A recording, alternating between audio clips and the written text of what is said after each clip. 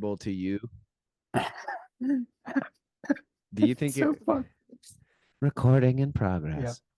Um, take this or leave this. But the idea was like, what if we literally just like pressed play on a Galahad video and just talked about it?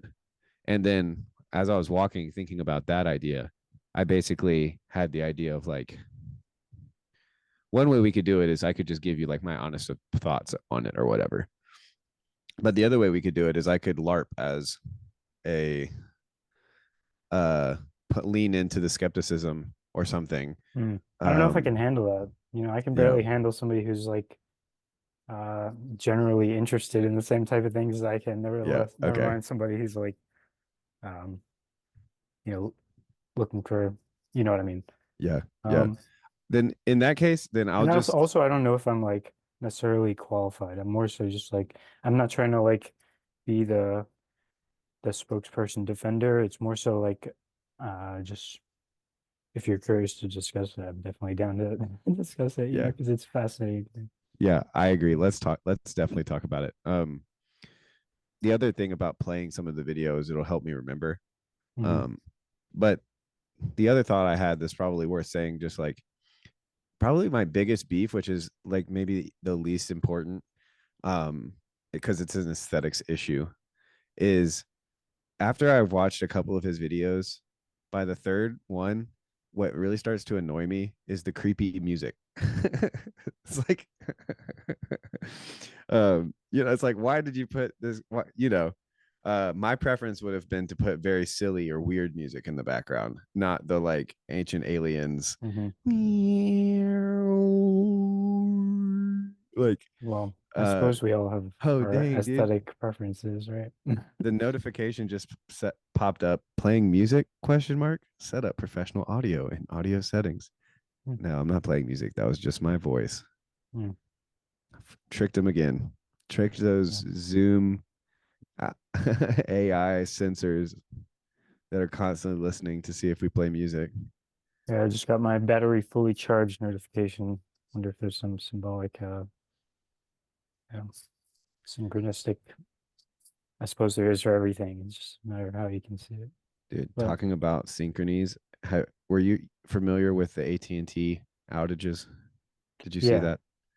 So I was traveling for work and I was at a hotel in Atlanta, Georgia.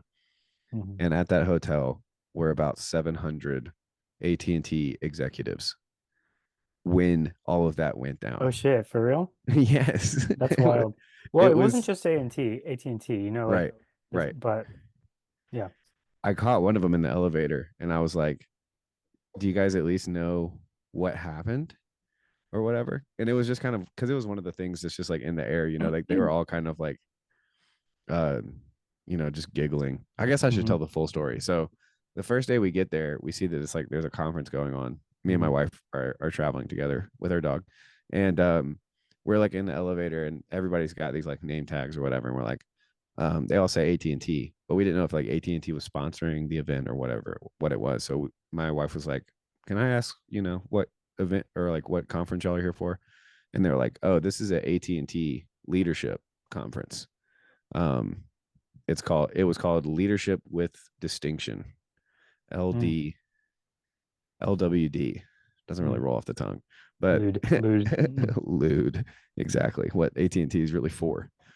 um, but and so literally, I have to go to dinner for like a business thing, and then I come back to the hotel, and my wife's like sitting at the bar, like talking to these AT&T people, and so Mhm. this is the night before it all went down, basically.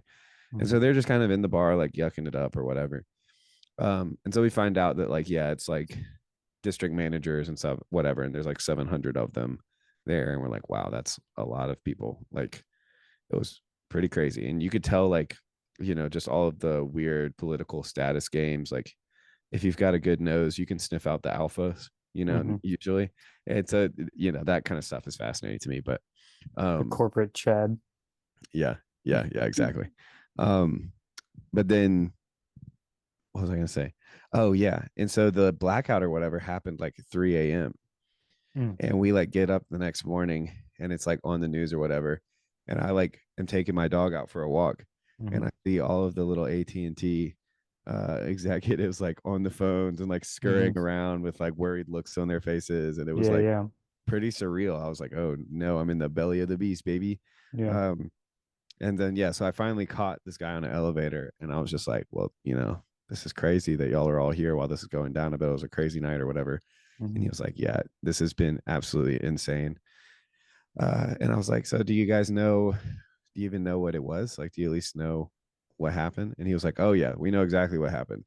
Uh, can we make, now we're just trying to figure out how to not let it happen ever again. And I was like, very suspicious, He, very he didn't suspicious. give you anything more than that? He did not give me any details whatsoever. Yeah.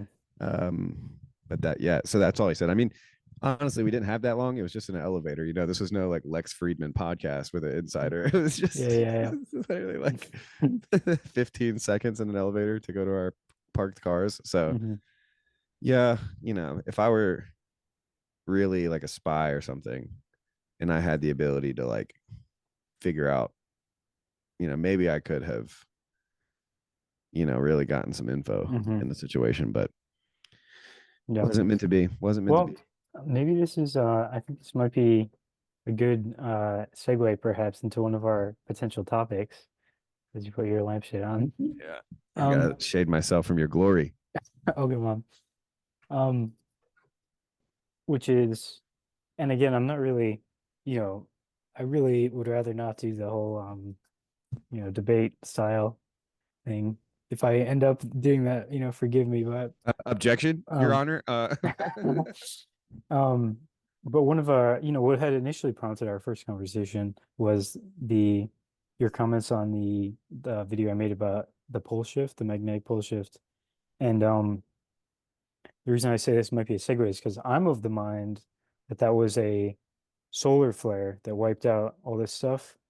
There was two big solar flares and all the outages happened right in synchronization with them. And there's probably more that could be said, but yeah, so I'm of that mind. And I think that it's all kind of cover stories, um, because they don't want people realizing that all this shit could go out like on a dime, you know? Yes. Yeah. Yes. Yeah. I always find myself wishing that there was a competent person somewhere, even if they were evil, that I could think, at least someone out there is competent enough to hatch some evil scheme and at least Yeah, get yeah. all of the liars on the Yeah. same page. But because oftentimes I'll Well, have, but they did have different stories, like they were some people were saying it was like an update, some people were saying it was a cyber attack. Like um I don't know, they couldn't uh perhaps they couldn't get their story straight because they're not the real story or something. I do think that that can happen. Like, I imagine there are like hacking incidents like that somebody could, like China could wipe stuff out. yeah. But yeah, I don't think it was. I'm generally of the mind that this time was like a solar flare or something, and I don't think I don't know. Yeah, I mean, I'm either the what you raised is that like it would have to be a lot of people uh under the thumb of this or something. I don't Mm. know. I'm kind I, of like I remember I was talking with somebody who said that they um like one of my friends, his mom works at a for the defense contractors and stuff, and she was like, yeah, there was a update or something. It made me think, it's probably there's probably like a limited amount of people even within the companies that like would be, it's like that guy on the elevator was probably told a particular story. It's like this is what we're going with. yeah. And Yeah. he may And not have even known that that wasn't you know, the truth or something. yeah, that If that this is were to, yeah. that is so true. Like that is almost certainly the case. Hmm. In, in my brief foray into corporate America, um, to want to know what's actually going on is rare. Um, it's not that there's all these hidden secrets that there are some. Um, and I think I'm grateful that I work for a generally ethical company. Um, but even us, like, we have trade secrets, they're called, and um and there's just stuff that's like, there's information. Any product is going to have pros and cons or whatever, and most companies are going to try to hide the cons and tout the pros. But Mm, um yeah. I and, don't and know. so usually there's like, what I was going to say, like, all that to say, I guess there's usually like a very small group of people who can actually understand what's going on, like, really. um and then they oftentimes will talk to the middle managers or the people above them, who are oftentimes, their expertise is legal in nature. And so it has to do with, so the message that gets told to most employees is already a step removed from the truth and filtered through, the anxieties of a legal team hunting for liabilities. Mhm. So yeah, there's no way that, like, very the only people that want to know the truth are the very people who, like, it would be most valuable to keep the truth hidden from, kind of a Mm, thing.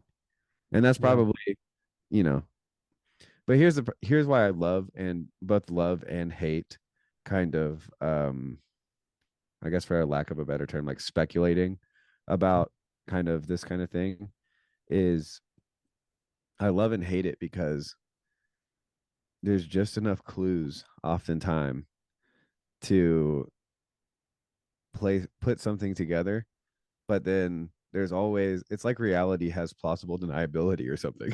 It's like, why Hmm. can't we just nail down what the hell's going on around here? uh and Hmm. the answer to why we can't is probably why conspiracy theories even exist. Hmm. That's probably like the root desire, is just to kind of figure out what's actually going on. Yeah. Yeah. I mean,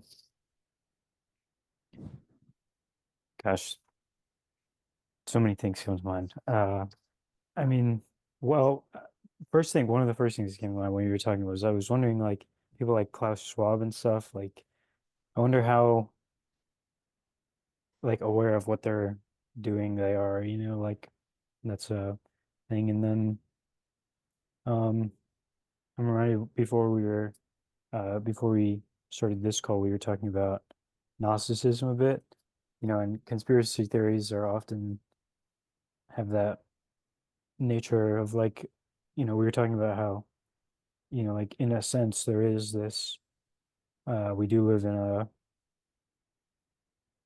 world controlled by archons and stuff, like the people like Klaus Schwab who are, um, I don't know. I don't know what I don't know. The Mosaic vision is Maybe you overwhelming. could flesh out your archon. Might be uh, a Mhm. term of, I can't remember what the actual what the word for that is, but it's a that might be jargon. That might be a little too Hmm. jargony for most people. So That's yeah, true. Yeah. when you say archon, what kind of thing are you thinking of?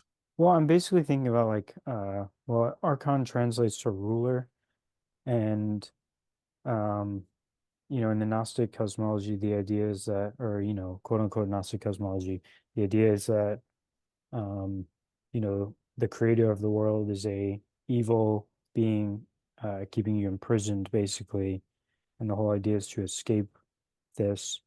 And what I was saying to you, just to reiterate for anyone else who happens to be listening, um, at a grand zoomed out perspective, I don't think that that would be appropriate, because it's anti-incarnational. It's like the world is, I don't think that the creator of the universe is evil. And Looking at you, I can't believe that anything evil would have created what I'm looking oh, at right oh, now. thank you, You know man. what I mean? Oh, thank you. All this other stuff, yeah, yeah, yeah. But you specifically, Thank I you. just can't believe it, man. Maybe I got you, man. Um, the but, in another sense, it's like very true. The world has been pulled over our eyes with regard to many things. Like conspiracy, it's kind of beating a dead horse type of thing here, but it's like, there's lots of real conspiracies, right? It's like things that are actually going on. And yeah, and I think I'm also reminded of like Jordan Peterson's idea of when he was trying to figure out what God was, and he was like, "This is what God is, but it could also be this." And here's another definition of God. Um, Yeah. one of Yeah. his definitions was, the voice that tells you to prepare for a flood or something, right? And I think Yeah. that's kind of in line with conspiracy theories as well. Do you Right. think Right. do you think people are looking at Noah like, "Ah, you're a freaking conspiracy theorist"? It's like, no, there Yeah. ain't gonna be Yeah. no flood. And then, you know, Yeah. They were probably like, what's a flood? yeah, yeah, That's how I used to always envision it, that like they like never saw rain, basically. It's yeah. like these people had no Yeah, clue. I mean, well, But this really ties into it because I'm keen to talk about this, and it's not, I don't want to try and like, I'm not trying to like school you or anything, and I'm not trying to like, I'm not that I good to could, learn. Yeah. I'm saying like, um, gosh, uh, man, I lost my train of thought, all these interpersonal Well, social uh, dynamics. no Um, worries. While you think about it, one thing that I'm glad we're talking about this, because this is something that I've thought for a long time, and I've literally not been able to tell it to anyone. And I think it's a pretty good argument for anybody who's often finds themselves thinking in a ways that could be described as conspiratorial, um, which is often the retort you'll get by people who are well-meaning and usually pretty smart is, I just don't think that people could keep a secret. mhm. Um, but and I've heard that, and I've said that, and I've thought that. So I have all nothing but sympathy for those people. But um, I realize that if you think that, then you don't believe in witness protection. It's Like, like yeah, yeah, it's like, yeah, no, people can keep secrets. hmm Everybody who has jury duty, some of the people tell, sure, some of the people are loudmouths, but there's other people who are locked in. And you hmm don't think that the like government can find the people who are locked in and give yeah, them the it's kind of, secrets? yeah. I mean, part of it as well is like, I think it's probably a lot of it is like in terms of these grand conspiracies, um, you know, And they're just probably fun. no, Let, it's let, let us no, let us have some fun, you fire pissers out there. no, I was gonna say that like part of it is probably that like people don't know that they are um I'm thinking about like there's probably not as I do believe that there is like a grand conspiracy, but I also think that in large part it's like this kind of archetypal force manifesting through unconscious zombie-like people, and like they're not keeping a secret. Like they don't have to keep Mhm. a secret. They just don't even realize that like they're doing this thing. Yep. Although I do believe in like these really, you know, I'm out here proclaiming beliefs. It's like I suspect that there are, people actually intending things to go a certain way that are, you know, not what I would, Yeah. not, the general Yeah. interest of the public. And if the public was aware, Yeah. it's like I think at the most basic level, we have Anthony Fauci, right? Who is like as soon as he realized that he was the cause of Wait, the who? Anthony Fauci. Never heard of Oh, him. yeah. I mean, it's crazy. We don't hear about him. Like, this should be the number Yeah. one fucking story. It's like this man is out here. Yeah. Okay, so for anyone, as far as I understand it, it's like he was funding this research at the lab when he wasn't supposed to be, essentially. And this virus Very escaped. And as soon as he realized he just was trying to cover it up, like violently trying to cover it up. It's like up late Tony writing found emails. himself in a very sticky situation. Yeah, for real. And Tony, what have you been funding, Tony? yeah, Were man, you doing gain of function research, we Tony? told you not to do that. You're not supposed to do that. That's very Yeah. bad. Could We're gonna start give you a 5 minutes global timeout, pandemic. and then continue your pay. He's still getting paid, it's like, not and only so not only is that an evil as shit thing to do, Mhm. but for him to be put in charge of the Yeah, response yeah, is it's wild. It's and like mind you'd blowing have to to be think about. T you'd have to be T Grok to not believe in demons at this point. You'd have to be a T-Grog to not believe in demons. Oh man. What do you call that? That's evil, brother. That's evil. And Yeah, I mean, and principalities, man. It's bullshit. yeah. They crucified our Lord and they're still at it, dude. This is some Do you know? Oh yes. Do you know his last name? Uh, um, translates to sickle in like Italian or something. Yeah, I don't like that. Deathbringer. If I see a picture of him on a pale horse, I'm done, dude. Yeah. It's over. Anyway, so yeah, those conspiracies, they do exist. Like, I consider him as somebody who was deliberately, willfully trying to like cover something up and like not keep people out of the loop. Yeah. But anyway, this idea of like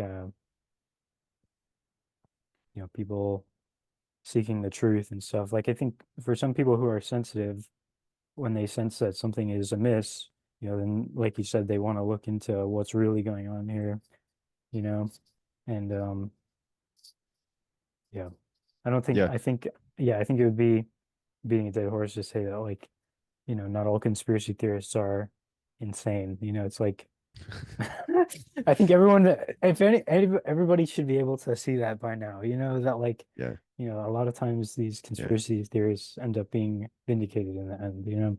Conspiracy theorist is just what you call the other people's ideas. Like everybody has an idea of what's going on, you know, Mhm. and it's just hubris to think that you know exactly what's going on. Mhm. Um, but the other thing that for some reason that just connected for me was the idea of the prophet. And I like you talked about Noah, you know, but then there's also like, I mean, there's just so many ways, I guess, in which God can break your hip, so to speak, uh, you know, burden you with a glorious purpose. Um, but oftentimes the calamities uh that the prophets kind of foretold um were dependent on Israel's ability to repent. Yeah, I'm reminded of Jonah, right? Like Jonah was like, he will, God will destroy everyone unless you repent. And then they repented, and then he didn't destroy them. And Jonah goes to God. He's like, what the hell? No. Yeah, yeah. And I guess I'm sure that Bible scholars, vary or Yeah, I'm whatever, but paraphrasing here. yeah, but yeah, it also makes me think of maybe that Elijah and like Jeremiah and stuff. Maybe some of their stuff was less contingent, I guess, on repentance per se. Like, if I remember correctly, there's a couple of stuff that's like the Babylonian exile, for instance, is just like, yeah, Mhm. nope, it's too far gone, Israelites. You're not gonna be able to do it. It's Mhm. You're too evil. You have to go to timeout in Babylon. Mhm. Um, Yeah, I think some of that's probably false prophetism, like people, some of it at least, maybe not from, certain things in the Bible, but, you know, I'm one thing that well, comes to that's mind is this idea of the rainbow, and it's like speaking of God sent a which. rainbow, and there's not going to be any more natural disasters, and like I don't know, in my mind, I don't know, I'm kind of Well, what he promises is that he just won't do this again with water.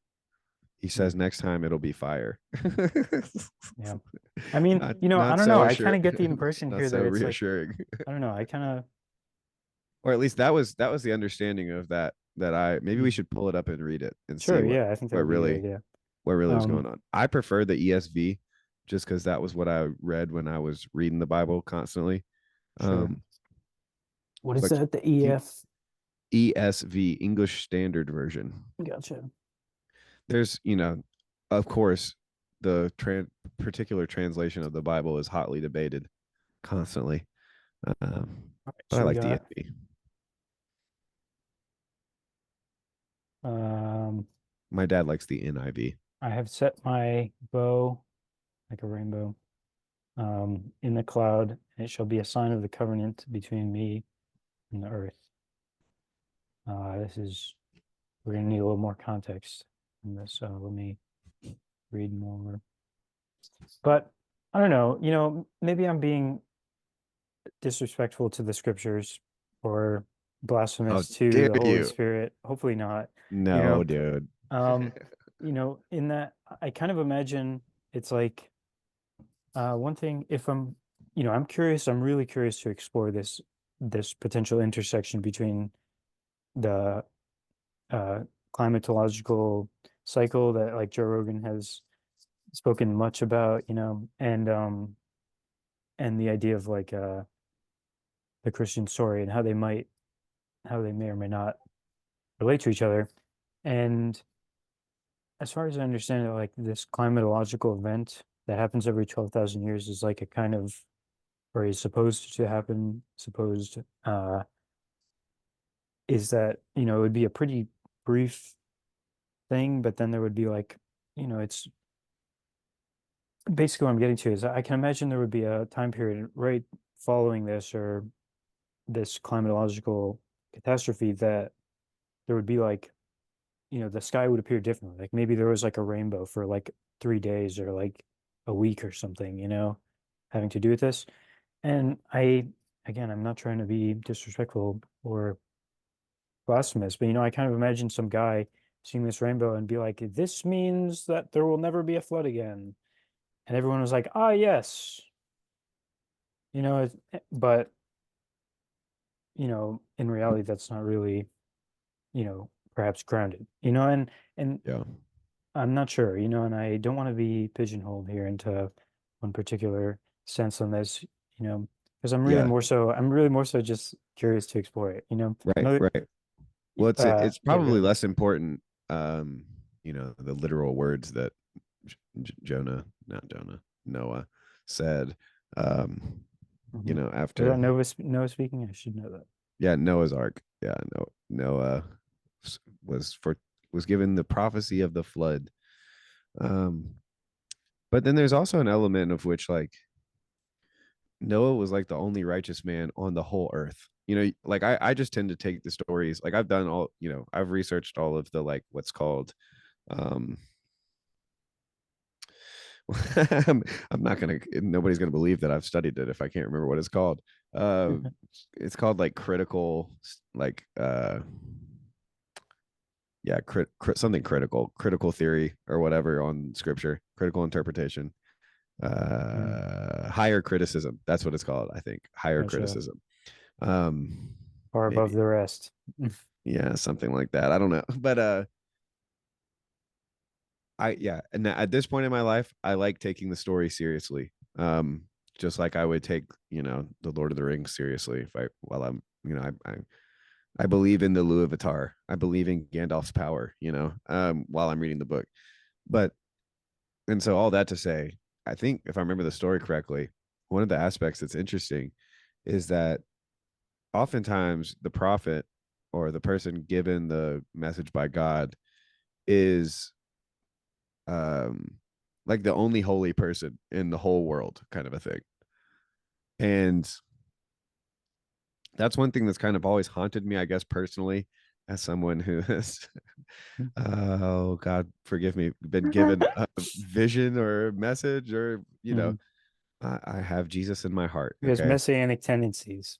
Yeah, Perhaps. well, yeah, a little bit of that for sure, for You know what sure. I mean? Like we I spoke know what you about mean. it last time we spoke. Yeah, It's kind of like there is that, like for everyone is meant to be the Messiah in a way, and like the yeah, psychologists like to reduce it to it's like the Messiah complex or like this yeah, phase of development and you're supposed to grow out yeah, of it. But perhaps right, it's just beaten out of us, yeah, this yeah, Christ-likeness, this will yeah, to save the world in a yeah, non yeah. Batman way, We're supposed to, if a you're a more Christian, you're supposed Christly to way. be, if you're a Christian, you're supposed to be Christ-like, and if you're a New Ager, you want to tap into that like Christ consciousness. But all the while, we're not supposed to have Messiah complex. Come on, man. Well, I Come mean, it can on. definitely go wrong, of course, Yeah, yeah. It certainly can. It certainly can. And I'm not saying I can save anyone. Okay, so let's get Yeah. that on the table for the government, for all the all the ears to Hmm. hear. I am not the savior, but I am trying to be Christ-like or whatever. Hmm. Um, but the fact that all the stories in the Bible, it's not perfect people that that God chooses, but they're oftentimes just morally obviously better. And so Noah knows, like he knows his neighbors, I assume. He knows that they're like a bunch of good for nothing. I mean, the I believe the phrase that the Bible says is like everybody did what was right in their own eyes. So Mhm. it's kind of like Yeah, this is Sodom and Gomorrah, right? Like, isn't that basically so the rest that's of the world? after. Oh, Or okay. yeah, that's after. No, because Um there, well, who was the group of people that Noah was trying to warn? there's the sons of Adam and Eve and the Nephilim and you know, Mm, just the all of humanity basically. So this is like after or I think was it before Tower of Babel? mhm, It would have had to been, or else we'd all have Noah's language. mhm. Um, so yeah, Noah was before Tower of Babel or whatever. I think I can't remember. But yeah, because or it wasn't a global flood. I There's wonder a if the huge. pyramid, I wonder if the pyramid was the Tower of Babel, and like the Egyptians were the people who were, no, because they were the Babylonians from Well, Babylon. my You know, buddy. I'm, See, this is the exact conversation. This is why I wished my friend who I told you about was in this conversation. Shout out Mhm, to Isaac. If you want to listen to his music, you can yeah. look up Isaac Enen is his last name. Um, but he was talking about like he was talking about the possibility of the Tower of Babel being a rocket ship, and so kind of the like ancient aliens Hmm. like it's a tower to the heavens. Hmm. And so he was like reading the scriptures and uh and he made some great points like there's definitely like that's a route of interpretation that's Hmm. I think open. um so suffice it to say we don't know what the hell was going Yeah, on back then, dude. yeah, If but the also with the story I get the idea that they never finished the tower.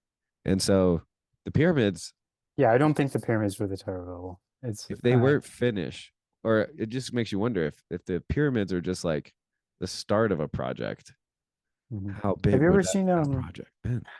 have you ever seen the channel History for Granite on YouTube?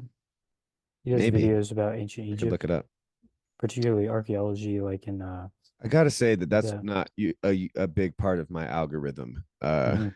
Is Yeah, no, archaeology and neither is it mine, but it's um there's so much nonsense to sift through with regard to this, but I this guy seems to be like pretty rigorous in his, like, he's gone to Egypt many times. I'm not he trying to takes his bullshit very seriously. That's no, good to yeah. I don't actually think hear. no, I actually think he's making like revelatory discoveries Oh, about really? this stuff. Yeah, and Sick, sick. like for example, the chutes that go out of the pyramid.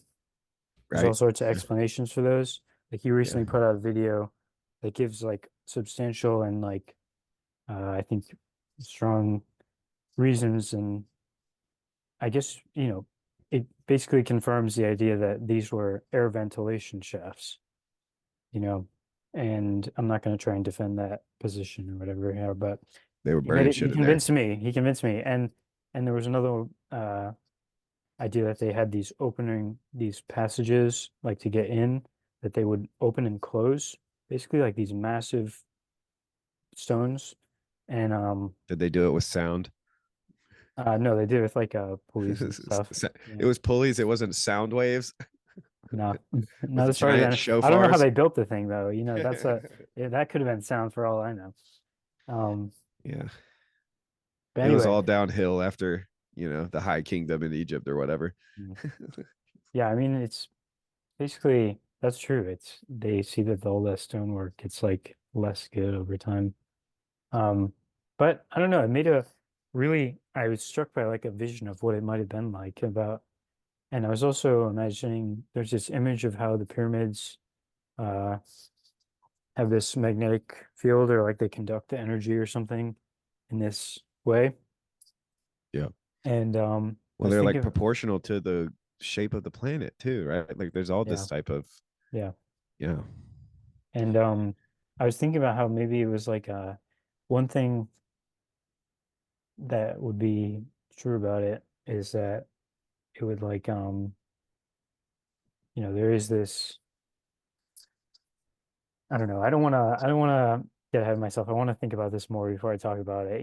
It's like this idea that like maybe there is this a connection between this idea of a cataclysm and like um this being some, I don't know, this is I'm not feeling this this line of thought. But something about the idea of it being like this, uh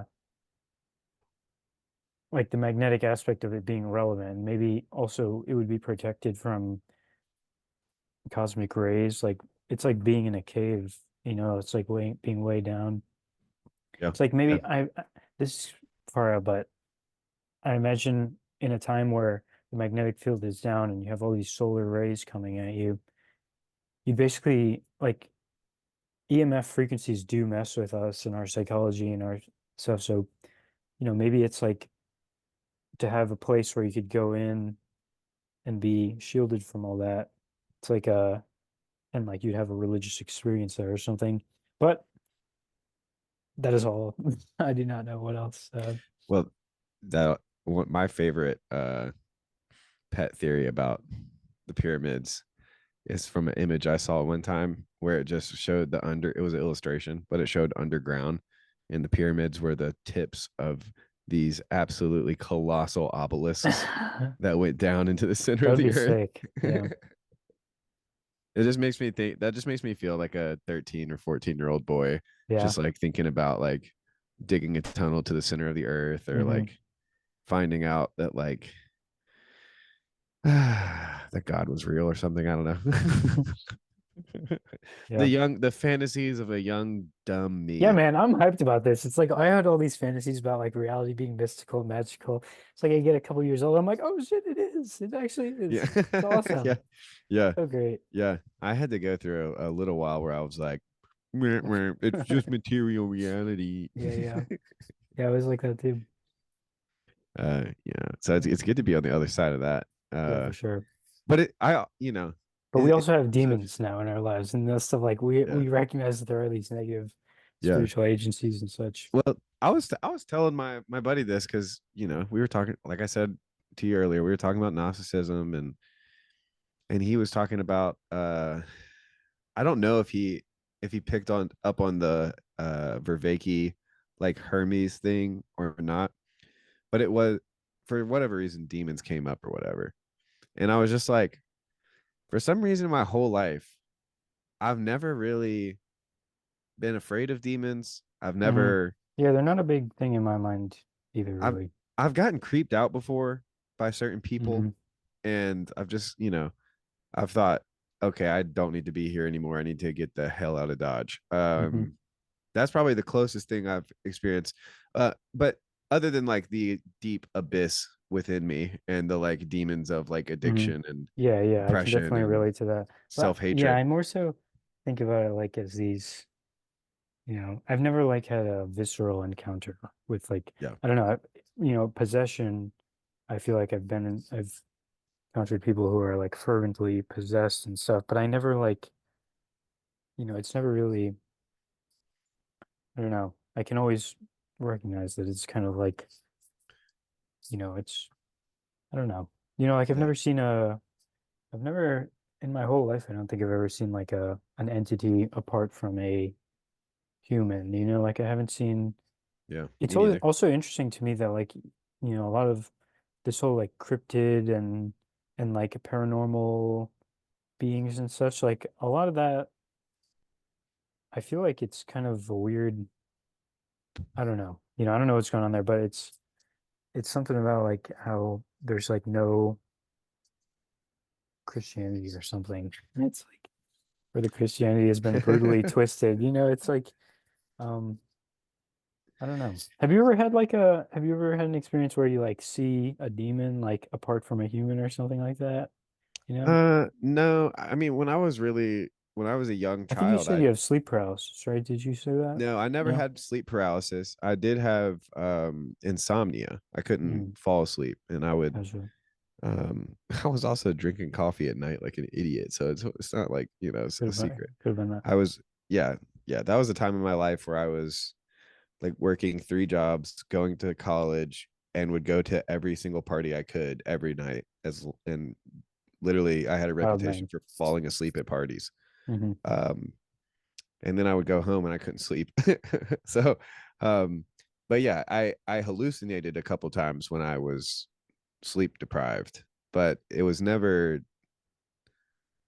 I never saw demons. I mean, maybe I did. I what I saw was like at 3 a.m. driving down an empty road, people throwing themselves in the road. And I Hmm. was just like, had to shake my eyes. And then one time in a busy road down in Savannah, which is like, it wasn't really busy for it, but it is a busy road normally, but it was late at night. So it wasn't as bad. But I saw a freight train coming straight down the center Oh wow. lane. And I was like, this is crazy. Yeah. Um, but yeah, what I was going to say is, as a child, I feel like I had a very active imagination. So, like as soon as I heard about like an imaginary friend, I immediately was like, "Ooh, that's a good idea." Um, but I didn't really imagine much of a friend, more of like a like nameless superhero that would just kind of like bounce along on trees while I rode in the back of the car.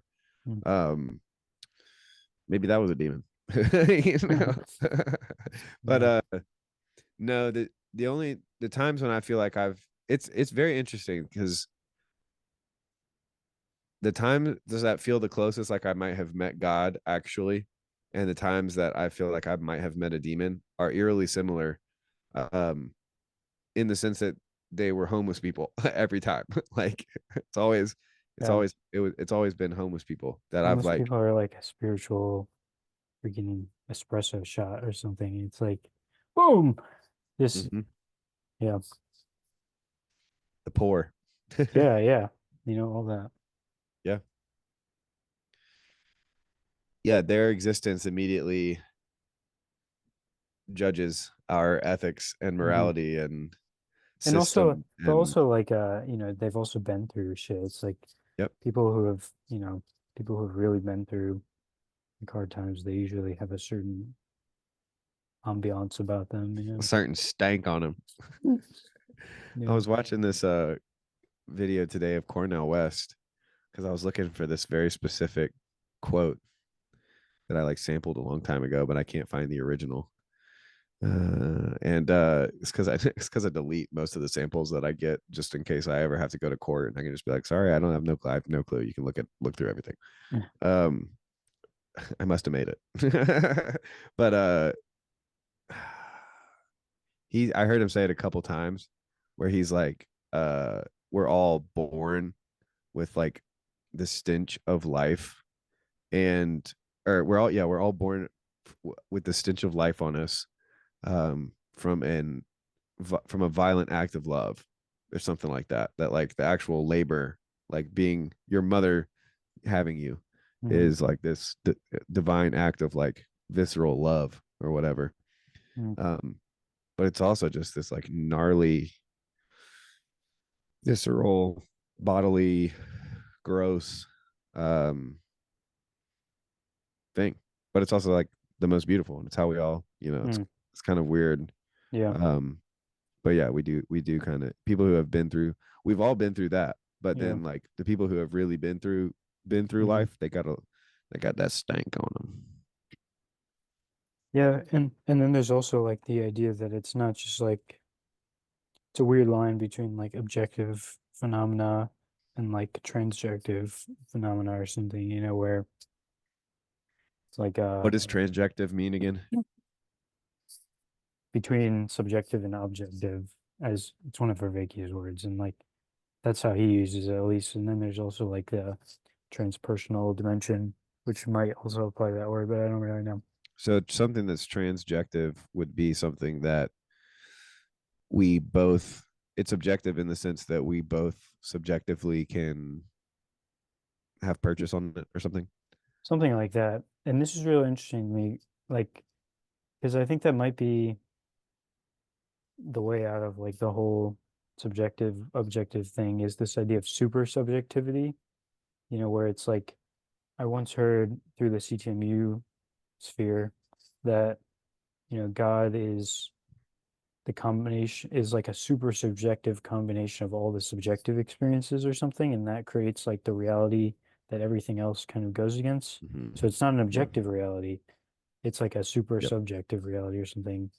Yeah. And That's very interesting to me. And connecting that to the idea of like demons and stuff, it's like demons and angels, because part of it is also like you said, you were when you were hallucinating, it's like I don't the hallucination could also just be like you know, a an abnormal perception or something, but then that gets the idea that like there are these objective things out there. It's like if you see if you're overtired one night and you see like some little being run across the road, it's like maybe it's just maybe that being was Right. there and you just couldn't perceive it with your Yeah. normal mind or something. But I don't know. It's so Well, weird. maybe does the problem come then in it Because when I'm it's also like, trying to, sorry, I'm also trying to connect it to what you're saying about how like demons and angels are kind of, there's a similarity in a sense. And I think maybe part of it is like what you see based on your own, who you are and where you're standing type of thing. Um, because that happens, that be happens when you see somebody as like, or when you see something in a particular light and then it can just flip on you. So it's like, I don't know, oh weird, yeah, man. yeah. I mean, I wouldn't go so far as to say that like you can literally change a demon into an angel by the way that you look at it, Hmm. but I kind of want to say that, Yeah, you know? something. Yeah. Yeah, and then there's well, here's another thing. Another way of framing the whole demon thing is the idea of like these left-handed angels. You know, that's super interesting to me. Like that seems more resonant and true to me. Like I'm not sure if you I'm not familiar saw with that phrase, left-handed angel. left-handed angels. So this is like I don't know if it's an Orthodox idea, but I think it is. I think I heard Jonathan Peugeot talk about it a long time ago, where it's like the demons think that they're acting in their own will, but in reality, they're still doing God's will, just like in a once removed way that they think they're doing their own thing, and because Right, right. ultimately Okay, yeah. everything, yeah, like participates in the good to some extent or Yeah. something. It's like God wouldn't allow them to exist Yeah. or Yeah, something. it's almost yeah, it's like the sense like you know the story of where like Jesus finds the wild man and he's like my name's Legion or whatever because we are many and then Jesus Mhm. casts out the demons and they before he does they beg to be put into the pigs. Mhm. Um I always wondered like why did they want to go in the pigs? Why didn't they just be like you caught us, sorry, like Mhm. Yeah, yes, I think it would be something we were about like wanting and or continue. Yeah. yeah, yeah. It's just like I just I think as a morose child, I oftentimes felt empathy for the evil characters in the Bible. Um, Mhm. but there's an element in which like having been around, I guess, enough people now that will uh, they're as close to as close to a hopeless case as you could literally imagine. And but I still have hope for some of those people. I don't, like I still have hope for the coke fiend who would much rather buy coke and do coke all night long than like be a part of his daughter's life. Mhm. Um or just like the people who are so addicted to money that they sacrifice all the things they sacrifice. Like those are I think similar situations to the truly demon possessed person. And all that to say, I guess I'm mosaic thinking a little bit too, but um I guess the darkness can start to feel overwhelming if you don't think that uh if you don't remember or I guess what if you don't either leave open for the possibility of or remember the fact that um kind of the idea that yeah like that God is in control or whatever or that like Yeah. Christ will conquer all of the demons. Yeah, and that kind of gets um to what we were saying earlier about like the state of the world and such. yeah Before we were on this call, it's like, recognizing that everything is ultimately part of it's God's will that we see. It's You God's know? plan, like Drake said, dude. Yeah, for real. Yeah. Yeah. Well, and there's a way in which like it's there's easier times and harder times to say that, I think. Yeah, for sure. Yeah, I Um, watched there was kind of a big theme of discussion on Grill Country over the past week or two. It's kind of, or maybe there's some subsection of that where, people talking about suffering. It's like you don't, the mother who's grieving, you don't go to them and, you say, "Oh, it's God's plan." Um, yeah. like, Yeah. yeah, but it kind Unless of they're a div it's close a friend yeah, and an it's about like ex-evangelical, and that would just be like a very dark joke, and they might get it, you might there's a context for every the context for yeah, everything, I perhaps, guess. perhaps, yeah, yeah, Oh man, I yeah. totally derailed it. I'm sorry. No, you're good. And I think, it just depends on like what level of analysis you're looking at it on.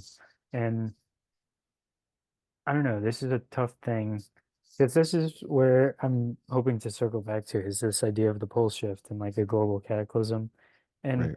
because I think it is a fair, I don't know, like it's an understandable thing to wonder. It's like, why would God allow such a thing like this? And um, but that's kind of the way I think about it as well, is like it's kind of a, I don't know, I have a couple thoughts about this, but would you, I don't know, what do you think about that? It's like, because there's natural disasters in general, right? Yeah. And Yeah. and then, maybe if we just zoom out more, it's like at one more level of abstraction, on this grand cosmic scale, maybe, I don't know. It's like I think, a loving, yeah, I don't know. I kind of want to let you rip about this, because Yeah. there's many different directions I could go with this. It's Yeah. real, because I'm just honestly what I kind of want is like I think that these people are making more and more compelling argument every day, right? And whether or not I'm on board with them, it's like this is something that we should be perhaps taking Yeah. seriously, either at And to the be level of clear, it yeah. being either in the sense of it might be the case, and maybe we should like start prepping so that we don't like get murked by the Let's ocean or something, let's say preparing. That way Sure, no yeah. one can Yeah. accuse us of being preppers. Yeah, yeah. No, we're not preppers, we're preparers. Yeah, sure. And, or just on the idea of like demolishing this horrible idea before it gets off the ground too far. Right. Right. And, but to be truthful, I do kind of lean towards the idea that we should perhaps be like learning how to grow food and stuff, to Yeah. be prepared for this. Um, Yeah. Yeah. but yeah, I'm just curious. I'm curious to discuss it in a serious, playfully Right. serious fashion, Right. Right. Right. Well, Yeah, so so I guess my what are your my gut thoughts? instinct with all of this stuff is um I just in general I don't when I can help myself, I don't like to take wholeheartedly any predictions of the future like into my secret sacred self. Hmm. Like I just um because the future is doesn't exist yet, maybe. We have no purchase on the future whatsoever. We don't know what's going to happen. If we did, then we could get lots of money or something. In one sense. In another sense, the Christian side of me, like the side I was raised in, I think held in tension both the fact that like the rapture or whatever could happen at any moment, that at any moment the trumpet may sound Hmm. and Christ shall descend. The veil shall be lifted. Um, and so that's also, wrapped up with the last judgment. And so you'll hear a lot of Christian people my age and older probably say things like, God, just wait to end the world until after I've gotten married and had sex or something. Hmm. Um, and so yeah, I think a lot of people my age and older who were in the church had a lot of anxiety about the end of the world and the final judgment.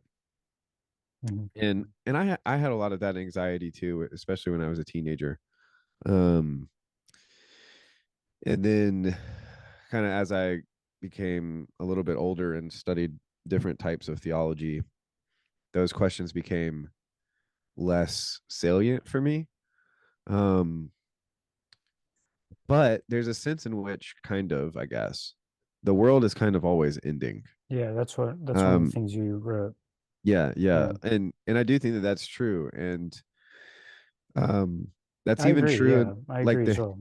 yeah, like the history of Christianity. Like this is one thing that kind of the the secular atheists, the material atheist types, uh, they will often point to the fact that like, and Tigrog, I think, has even pointed to this, that like all of the first Christians thought that the world was going to end like soon. Hmm. Yeah, Uh, as Paul was like, yeah, don't have kids, yeah, right? yeah, exactly, Yeah. exactly. Yeah, don't get married. It's better to not be married because all of this, the Lord's, Hmm. Jesus is literally going to return soon.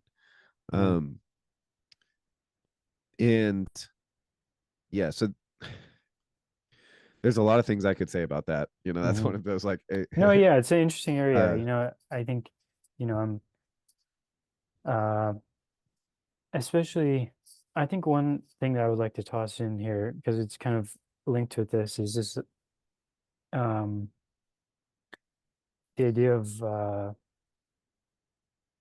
how we might be able to like uh transcend this situation, and it's like I know that this sounds kind of Gnostic-y, like escape the prison that is the world right, into, but at the same time, I think maybe it's just our our way of looking at things where it appears like there's something where it's like ultimately maybe if we transform our consciousness enough in the way that Barfield talks about how like the laws of physics can change upon hmm, transformations of consciousness.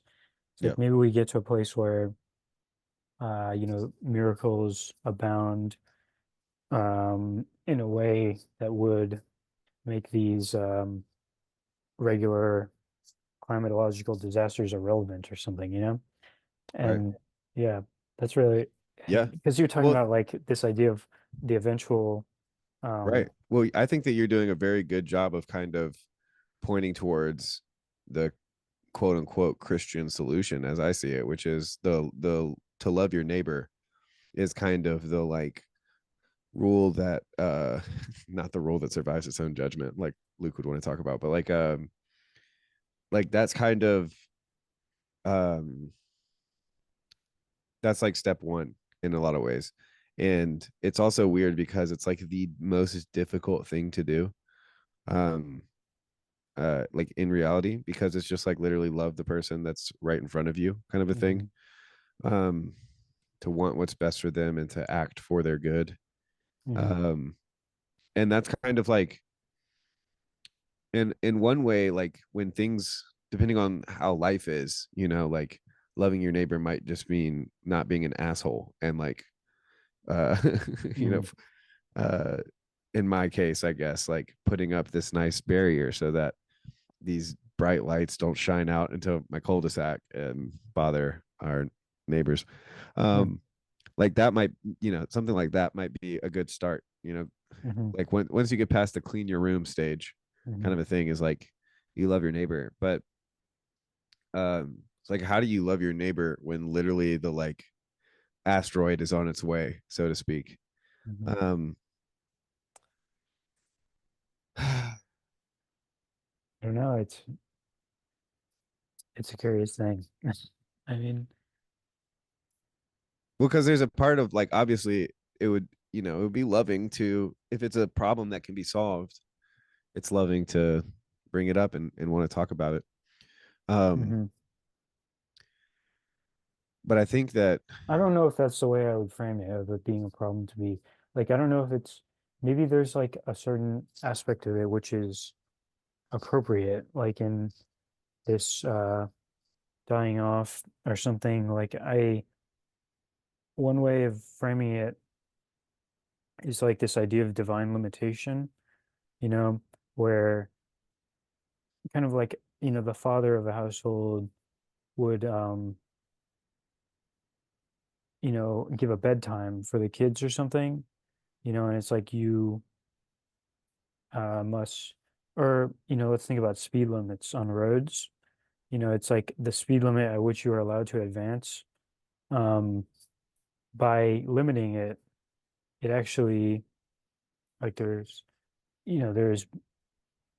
beneficial aspects to like seemingly harsh limitations, like the way Mhm. I framed it in the video where I was talking about um this potential cosmology related to the galactic center and stuff. I framed it as like a video game where it's like this is a max difficulty setting that like, it's like um but in this process it forges like stronger things or something of that sort, where Right. this this divine limitation of how fast humans can evolve or something. Hey, get Chad up in here if you want. Yeah, feel free to answer if you want. Chad, what's up, dude?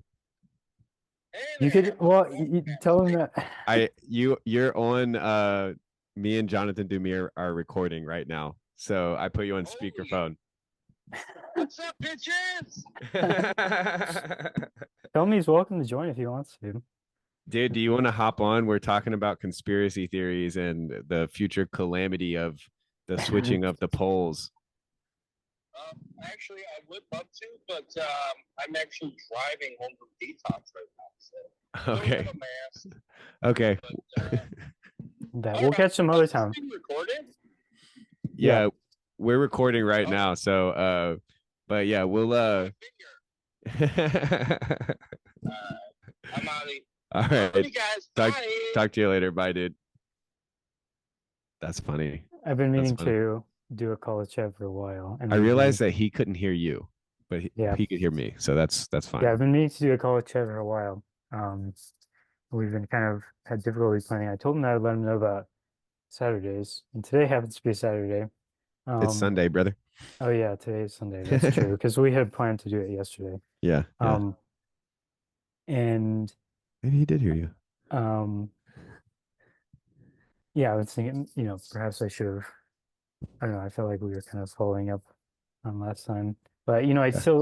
I don't want him to feel that I've been like blowing him off or anything. Um, Yeah. because I definitely want to do that. And also, I was reminded when you were talking with him, I had this. I think it'd be cool to like. I don't know. Maybe this is weirdly like closed off or like too worried about my borders or something like that. But like getting you and Gavin and Grimgriz and Chad and Owen, maybe Luke or something. People who I've spoken with already. That'd be Yeah. kind of cool to have a Well, larger. you should reach out to Chad because I think he's trying to do another one of those like non-estuary things. Hmm, I think he's yeah, yeah, that's all I'll say because he yeah. might, I mean, I I don't think know. he Maybe you this is should a reach out. I'm sure he would be stoked to have you be a part of it. And yeah. it would be basically like what you're talking about. It'd just be a bunch of people doing the whole estuary Mhm. protocol. Yeah. I mean, Or I don't know.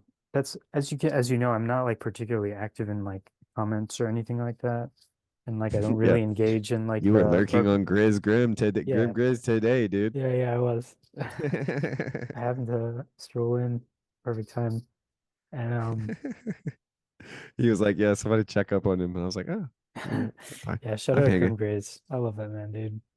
So good. Dude, Yeah, shouts out to Grim Grays. Grizzly Grimly. Yeah, Grim Grays was actually one of my most faithful viewers for a long time. When I had 0 views every time Dude, or something, he had he's the a notification bell on, and dude, like he original was one of Doomy. like 4 people who watched the uploads that I posted today. So He was like, "Why um, does Dumir do it? Always do his uploads in threes?" And I was like, "I know why." Tee yeah, hee. um, yeah. Part of it was indeed that Grim Grays said that he likes that, and I said, "All right, now I'm less self-conscious about it." Yeah. Oh, I just thought it was because three is a magic number. Well, that of course, yeah, Yeah. yeah. Um, But yeah, I was going to say, I'm kind of reluctant to participate in these spaces in that communal sense, Yeah. because I worry about not only being sucked into this space, but also like that kind of it reframes normal interactions and like it changes our mode Yeah. in outside, the digital space. But, and I don't mean to say that they're, that we shouldn't, that because I think a lot of people can do that well or something, but I don't know. I've just always been, like I'm the type of person who like if there's an advertisement playing like on the TV when I'm walking through the room or something, I'm Mhm. like trying to avert my eyes and like actively not pay attention because like this is like that's how Yeah. I don't know if it's like just that I feel more sensitive to this like mind control type of Yeah. it's like anything, any sort of situation you're in is in framing your consciousness, right? It's like this is Yeah. all anything, this all accumulates in one's being. Mhm. And so I just, you know, I- this could be the podcast, this could be irrelevant because I spend so much time listening and watching YouTube videos, but I don't know, there's Well, something about the human relating that I feel very odd with yeah. in these spaces. Yeah. I Yeah. don't think there's anything necessarily wrong with that. I think that like it's one thing to n- understand the value of real life relationships and conversations. Mhm. Um, Part of it is and also like that. I'm just kind of sorry I keep interrupting you, you're man. good. Like the part of this is also just like I don't want the beast like looking at me all the time. It's like Yeah. the Owen uses the words like the eyes of Cain. It's like this, Yeah. this techno, you know, you'd be surprised, like I would imagine how much somebody could learn about you and control, pull your strings, and also just like, manipulate you in, Yeah. I don't know, there's all sorts of dangers in my opinion to like Yeah. having your being within this digital, like to have, Yeah. I certainly I don't know, tend to have a reckless abandon with most things in my life. And um part of that is a an absurd belief in the sovereignty of God, that yeah. all things, come together for all things work together for those who are called. Hmm. Uh but Yeah. but everything you're saying is true too. And I think that like it, it may even be simpler as like hopping on live streams and being in big groups on live streams is not for everyone. Like Hmm.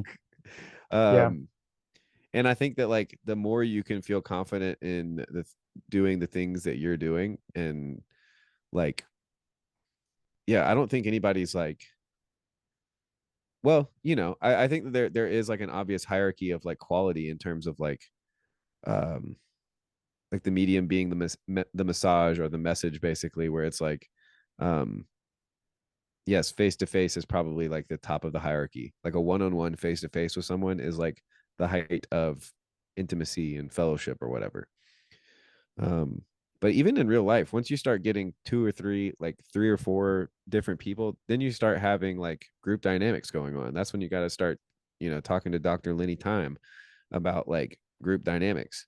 Hmm. Um, and that's and those group dynamics I think are slightly different in internet space, Yeah. just because of the In I both good mean, and bad ways. yeah, yeah, Yeah. good and bad ways. Like for instance, like people don't interrupt me as much in real life because I'm big and loud. No, I'm just kidding. Oh, that. I get interrupted quite a bit. I think it's because I give so many preambles to what I'm actually trying to say. I always feel like I never finish what I was talking. My wife can't stand it, dude. She's like, spit it out, spit it out. Um, but what was I saying? Oh, so yeah, like I think that part of a part of life is just kind of figuring out, because it changes too, I guess, but figuring out what type of vibe is healthy and Hmm. good and beneficial for you at whatever time. Like Yeah, man. there's nights where I think that I want to be alone, but then my wife like makes me go out to dinner or something and I feel so much better. And vice Hmm. versa, where I feel like I'm ready to go out, but then I go out and I'm in a pissy mood and I want to go home and be by myself.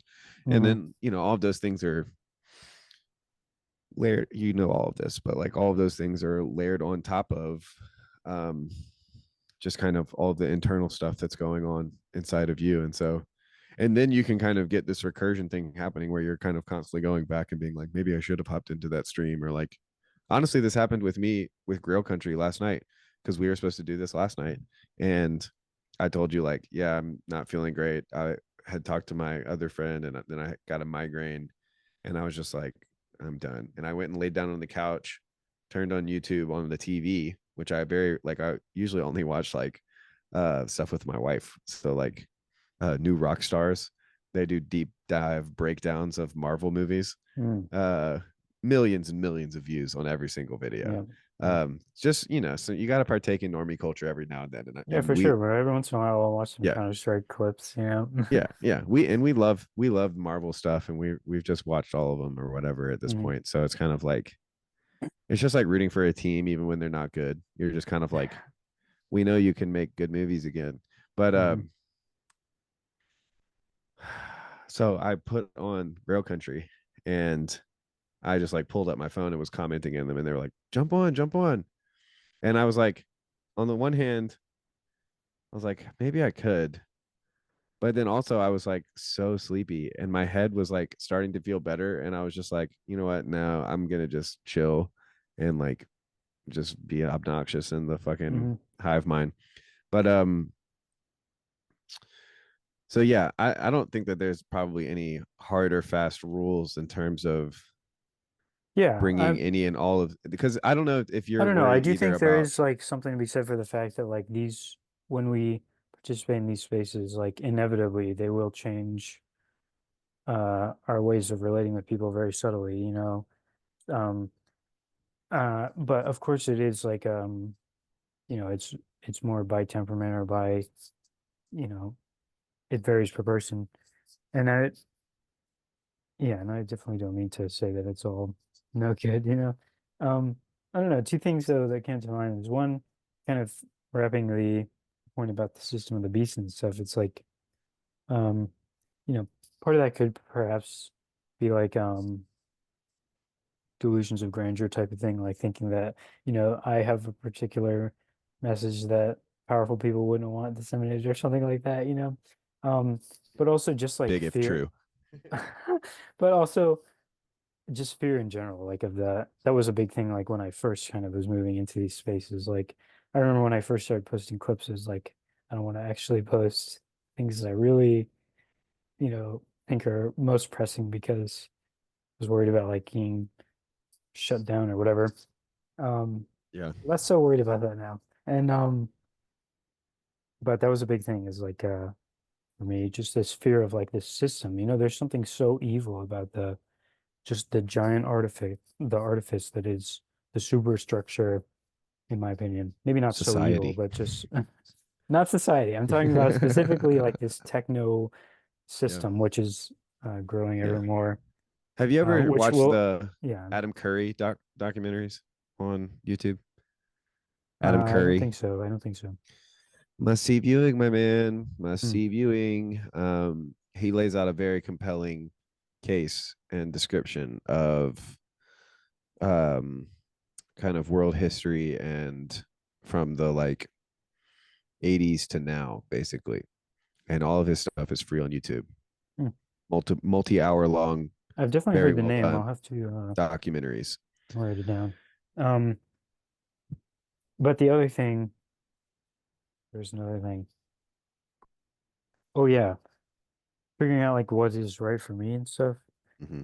It's like I don't feel, part of me is like very performative and very like, I'm about this type of like I'm gonna put on a show and like Yeah. want people to watch and like, but in like hopefully a good way. But part of that's real, but another part of me is very much called to like this hermetic hermetic style of, like Yeah. almost a monastery. Like I've been thinking about this a lot recently, especially after a recent talk I had with my dad, and about like what is it that I, Dude, going want. to a monastery.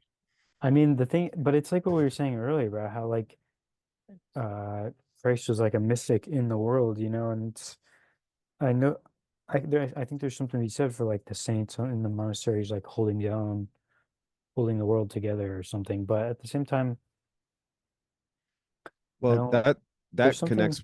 I'm Yeah, kind of, there's a what lot comes to there. mind is, yeah, yeah, but I would love to hear your thoughts in general. But one thing that comes to mind is Matthew Peugeot. It's like he's out there in the yurt, but at the same time, he's also like on Twitter, and it's like Yeah. there's an interesting thing there, um, that it speaks to me a lot. But something about like this, this communal space, it just doesn't quite vibe with me well with through the internet. I would much rather do it in person than Hmm. um like going to hike together or some shit, spark up a Yeah. joint. Yeah. It's Yeah. Absolutely. not, yeah. Um I definitely get you there. What you said also. yeah, and I'm trying to figure this out. That's my last thing is Oh, I'm okay, trying to gotcha. figure out what I'm actually aiming at in this regard in terms of where I want to Yeah. go in general and also in these spaces. Right. Right. Well, one thing that strikes me is, um, well, yeah, so many things come to mind. I think the first thing I'll say is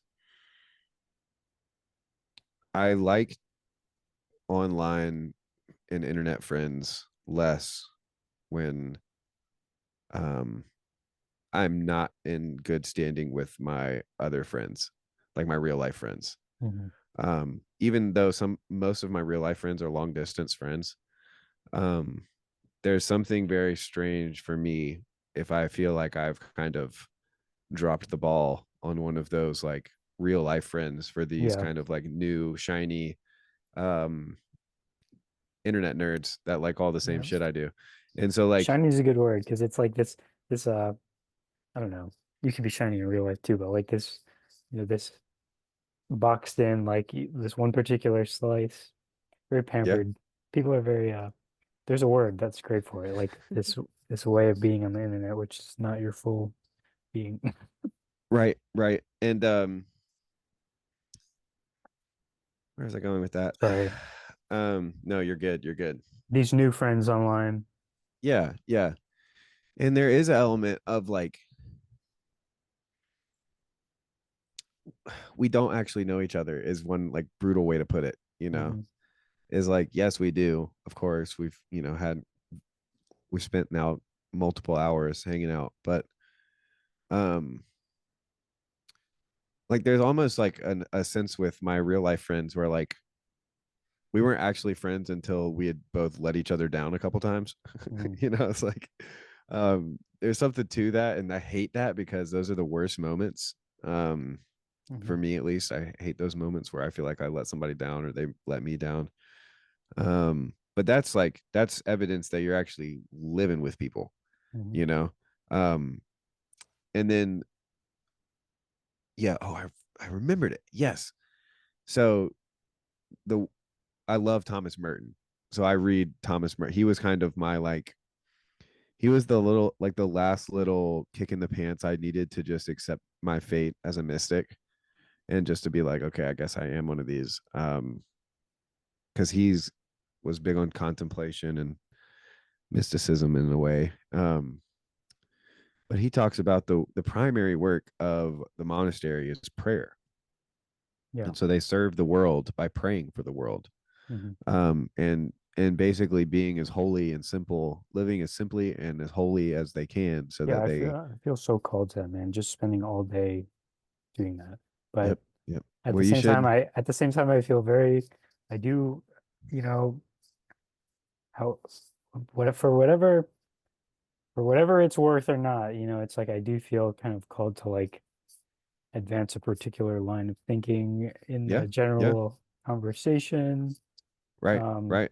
Not only in this like evangelical sense, but also just like I want to participate, Yeah. in this Well, if you shift, became a monk, if you became a monk, then you would have to ask permission to do all of your fancy Yeah, YouTube yeah. stuff. But the other thing that I was going to say is that connects back to one of the things I can't remember if we had pressed recording or not by this point, but um I think we were the fact that there's like real evil in the world and and it has real schemes that are not good for you or for me.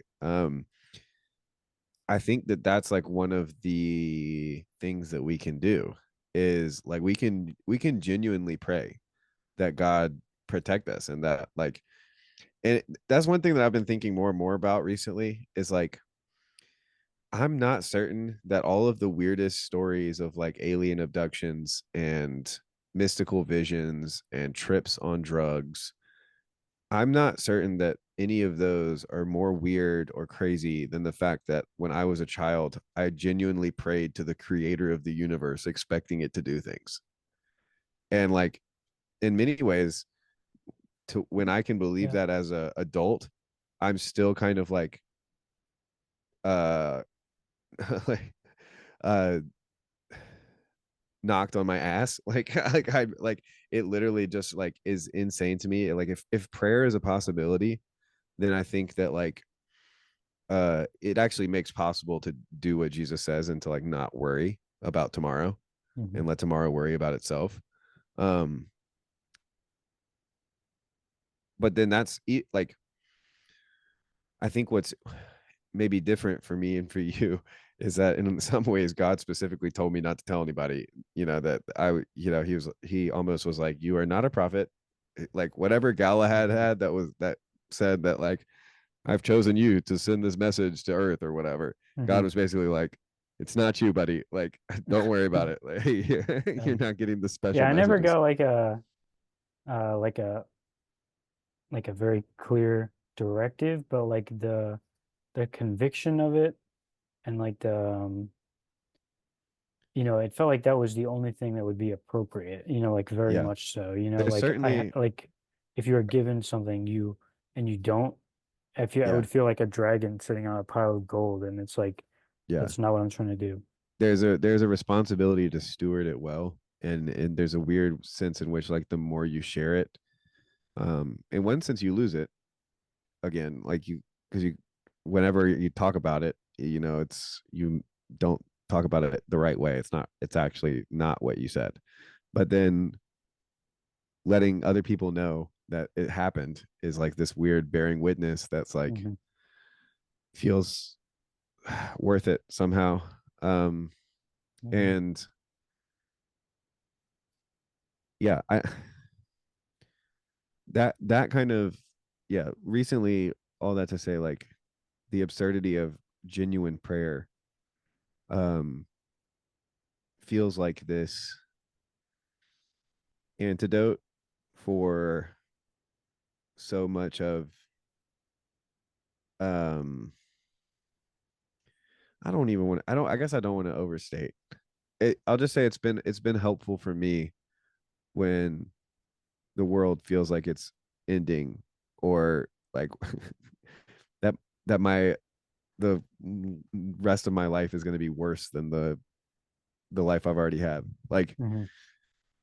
those thoughts are heavy, and it's really tricky, I think, for me to know the right balance between letting myself get scared into right action and um treating it like a side effect of just living in a fallen world, I guess. It's like, because there's the element of just stewarding the gift, where you kind of have to you God if God gives you a message and he tells you to share it, you better share it. um but I guess I'm also like constantly with looking in two directions, because I'm also thinking about some of, yeah, the experiences that I've told you about and told some people about, that like there's a real low I felt a real lowering, I felt a real almost hiding, uh God placing me in eternal obscurity. um Hmm.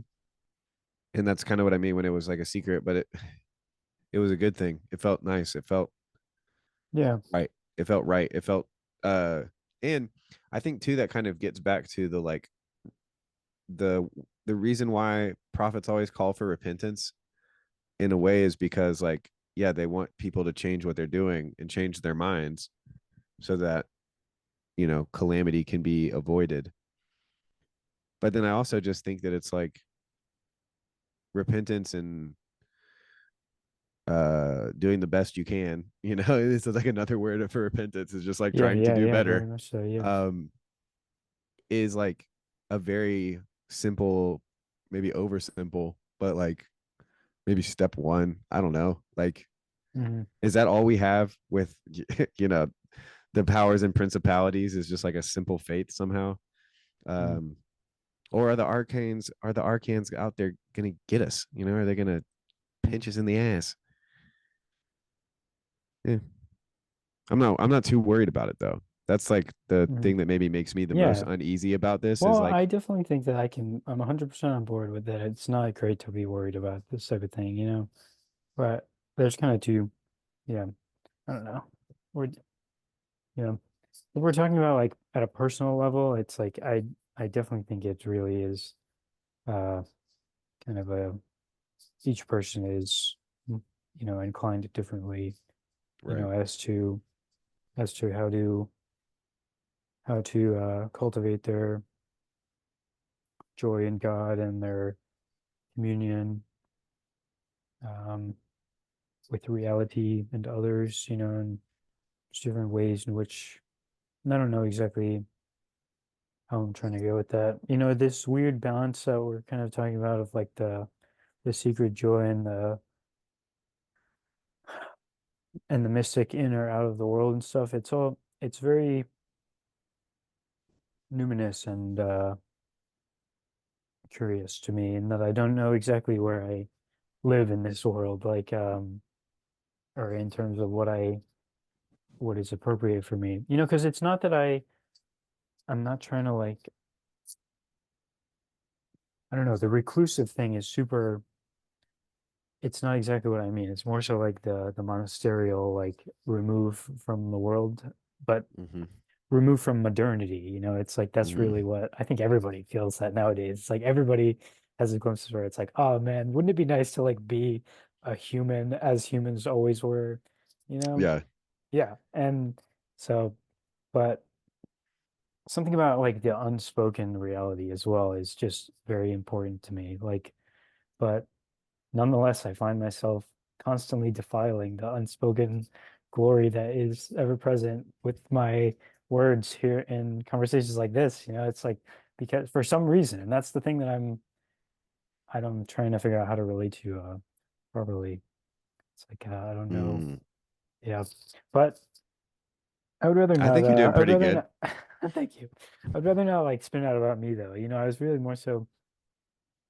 Um, I don't remember the exact jumps that we took to get here, but you know, Sure. with regard to Let's pretend that we do. sure, yeah. Like, you know, I guess I don't know, maybe it came out of when we were talking about prophecy and like the idea of prophets. Oh yeah, there was something that I lost about um Calling to prophecy. repentance or something, Yeah, or something like that where um this yeah, well, and something then you about have it the being averted. That's what kind of I think we were talking about, how like the thing can be averted by repentance yes, sometimes. yes, And yeah, that's interesting to me that you would bring that up. Like, and uh, in the context of this whole 12,000 year thing, though, I don't know exactly how it would work. Like, because I don't think, I think that that's, if that is true, it's seeming like an inevitability in some respect that like there will be this massive solar flare. yeah. Um, Well, what maybe one question would be like, what's particularly are you worried about? And just to be a complete asshole, uh, aren't aren't we all destined to die, Jonathan? Like, yeah, isn't it? yeah, yeah. Isn't But I think is death not the worst thing that there's can something happen? In true. other words, Well, yeah, no, I agree that we're all always, the apocalypse comes every moment type of thing. I'm with you on that as well. But um, oh man, I lost my train of thought. This is so salient. The Yes, we're all gonna die, but I think there is something about um, that we don't want humanity to be like wiped out, and like we want the I don't like, progressivism, like an idea that it's always progress and further. But I do think there's something about like carrying the torch of, Mhm. and like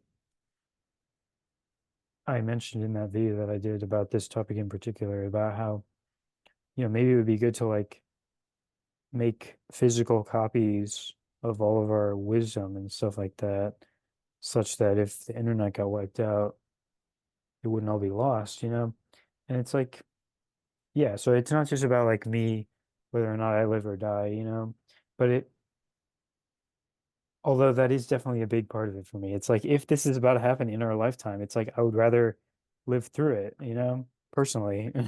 Yeah. Yeah. Um, yeah, Well, yeah, that I and I would just rather yeah. like all the, I'd rather everyone in this little corner, all my family members, all my associates, I'd rather them all live through it, Hmm. And so if that Yeah. is the case, then that's why I'm the hand waving madman. Right, right, Whether or right. not, whether or not that is going to happen though is perhaps harder to say, but I don't know, it seems pretty compelling that this, they got what they're talking about. Yeah, yeah, yeah. Yeah, I don't know. The well, it's another moment of combinatorial explosiveness, Yeah, I guess, yeah. in my brain. But it's I guess one thing just quickly is like me living through Cataclysm is like one of the genre of nightmares that I have Oh gotten in my yeah. life. You know, it's Yeah, just man. like I remember, yeah. Well, it's been a vivid, like we were talking about with Noah and I think it's like it's always been like a very, it's like a very, something about it really quakes me, like this idea of a cataclysm. Like I remember, I don't know if it was just because I wasn't accustomed to scary movies and stuff, but I went to see that 2012 movie with, oh yeah. and Yeah. I was in like high school, I think, or maybe middle school. I think I was in Yeah. middle school. I was probably in sixth or seventh grade actually. And I went to see this movie with a friend of mine, and I was like, we have to leave. Like this is not I. And we left we Not left the I. theater, man. Yeah. Because Damn. I was like, this is so just like frightening, I guess, but not even just frightening. It's just like this is uh jolting. Like I don't know what word to use, but Super salient. perhaps, yeah. You went Like super salient. I mean, yeah, Your hair man. turned blonde on that moment. Yeah, I'm not Um, trying to claim that I have like temporal sensing abilities or whatever, That I was like, oh man, this is a sign of what's to come. what But it at the I very do least think it that that's more common, like things like that. You don't yeah, have to be a particularly special person for things like that to yeah. happen, Well, for yeah, I think at the very least precognitions. it resonated deeply with a part of you deep inside of you, kind of a thing, like that at the very least. Nobody can disprove that kind of a thing. But Mhm. um Yeah. I so the two things that pop into my mind that may I don't know, maybe cause of why this type of thing is less salient to me, I guess, is growing up fundamentalist ish with like the rapture kind of idea. Hmm. There's a book series That's called what I wanted to talk about too. yeah, Left Behind. Um and I think even like a part of my story, like part of the reason why I like walk down the aisle to get baptized and to, make my profession of faith or whatever, had to do with it was a guest preacher, like a guy coming in and like a revival type of situation, and I think he said something like, you could get in a car after this service and get in a wreck and die, and where would you go, heaven or hell? He kind of put it as simply as that. um but it clicked for me, and I do want to respect the child that made the decision, kind of a thing, and not Yeah, yeah. make it sound too silly or too funny, because it was like a very real moment for me as a child. Why am I saying all of this? um The rapture. the rapture, yes. So like that was a part of my understanding of reality, Yeah, yeah, yeah. growing up as a child, is that like literally at any moment the trumpet could sound, and if I didn't disappear, if I was left behind, Hmm. then I was going to have to suffer hell on earth, basically. Yeah. Um, and then so that was part of it. But then the other thing that I keep wanting to mention is 9/11. So I was in first grade when 9/11 happened. And Mm. sorry, whoever's listening out there, if that makes you feel young or old, I'm sorry. I'm just, it's not my fault. I'm just the age I am. But and so that would have been like a year or two, I guess, before I got saved. But I vividly, remember those images, as a child. The how scared all the grown-ups were, kind of a thing. It was like a Inside job. yes. um that's the kind of inside job that it really doesn't matter who did it. It's just like it was done. Like nobody debates the fact that Yeah. 9/11, not yet. Nobody's saying yet that At the end 9/11 of the just didn't day, happen at this all. sucks. Yeah. Yeah, everybody at the end of the day, it's like, yeah. Damn it. And then the other thing that I wanted to kind of throw in the pot was this conversation keeps reminding me of, because specifically like the idea of like natural disaster type cataclysm, where it's just like there's nothing you can do, kind of a thing. Well, you could be ready. You could build your ark. Right, you can build your ark. But so Jesus gets asked this question. Apparently there was this like disaster where a building fell over. It was called like the Tower of Shiloh or something. And it fell over and killed like 15 people, or a number of people. And somebody comes up to Jesus and says like, why did this happen? Basically, like, why did God allow this to happen? And Jesus is like, he says, this is the McMo paraphrase, but he says basically, it's none of your business, and be on your best behavior or else it'll happen to you too, kind of a thing. And it's just like, it's one of those moments where Jesus does not say every moment Jesus never says what you expect him to say, but like, it's just like, Boom, boom, boom. yeah, I have like no clue what to make of that, honestly. Like, should we look it up too? Let's, I'd be down yeah, to look, look it I up. gotta go to the bathroom, but yeah, Sure, look yeah. up Jesus Tower of Shiloh, I think is All what right. it's called. Let's do a quick pause on this. All right. What's up? Did I remember it correctly? Did you what correctly? Did I remember the verse correctly or the story correctly? Could you find it? I couldn't find I'm looking at all of Luke 13 right now. It's Luke 13:4. Although I was reminded of a quick, I wanted to make a quick tangent here about scripture in general, which is that I really, as some know, I'm not super well read with regard to scripture and stuff because I'm reluctant to read in general. And Don't do it, dude. I Don't. do read, occasionally and stuff, but it's and I'm not opposed to it. I think it's all about how you relate to the scripture Yeah. and stuff, It's probably and better to have and somebody who knows it just tell you the story than yes, that's exactly what I was going to say. Yeah. Well, first, just that thought is that I think also a part is balancing the scripture with like the book of nature type of thing. Yep, But exactly. yeah, but yeah, the point that I'm really getting at is what you just said, is that like the oral tradition, I think, is much more valuable in my opinion, in a way. It's what we're built for. Yeah, it really is. We You are. don't have to learn how to listen. Yeah, I mean, well, you kind of do. But You do. yeah, but yeah, it's like it's just that's how we naturally are, and it's much more. I think that is how Christianity was, and also how Judaism was for a long time. Obviously, they had the Torah and stuff, but and people of the book and such, but Peace be upon him. the deeper we look into it, I think that it just all kind of converges to the insight that like originally not, and I'm not just trying to be like whatever is oldest is the best. It's just I think that the oral tradition is where it's at, in my opinion. I don't know how to say it. And yeah, well, literature is awesome, and yeah, being able to read is what a gift. sure, yeah, sure. Although if I couldn't read, it probably would have saved me from some of the worst moments in my life. But Or text messages for real. Some of my worst, Yeah. almost all of my uh relationships that have had turmoil, text was involved, you know? Hmm. Yeah, me And too. And I'm not just it's just talking about horrible. Phlebas and Anselman in the comments either. Yeah. I'm That's the thing, talking, man. It's like, wait, has anyone ever, I don't really keep up on the TLC drama too closely, but like oh, I people do. it's like I don't know if I don't know Anselman all that well or anything. I mean, But me he's neither.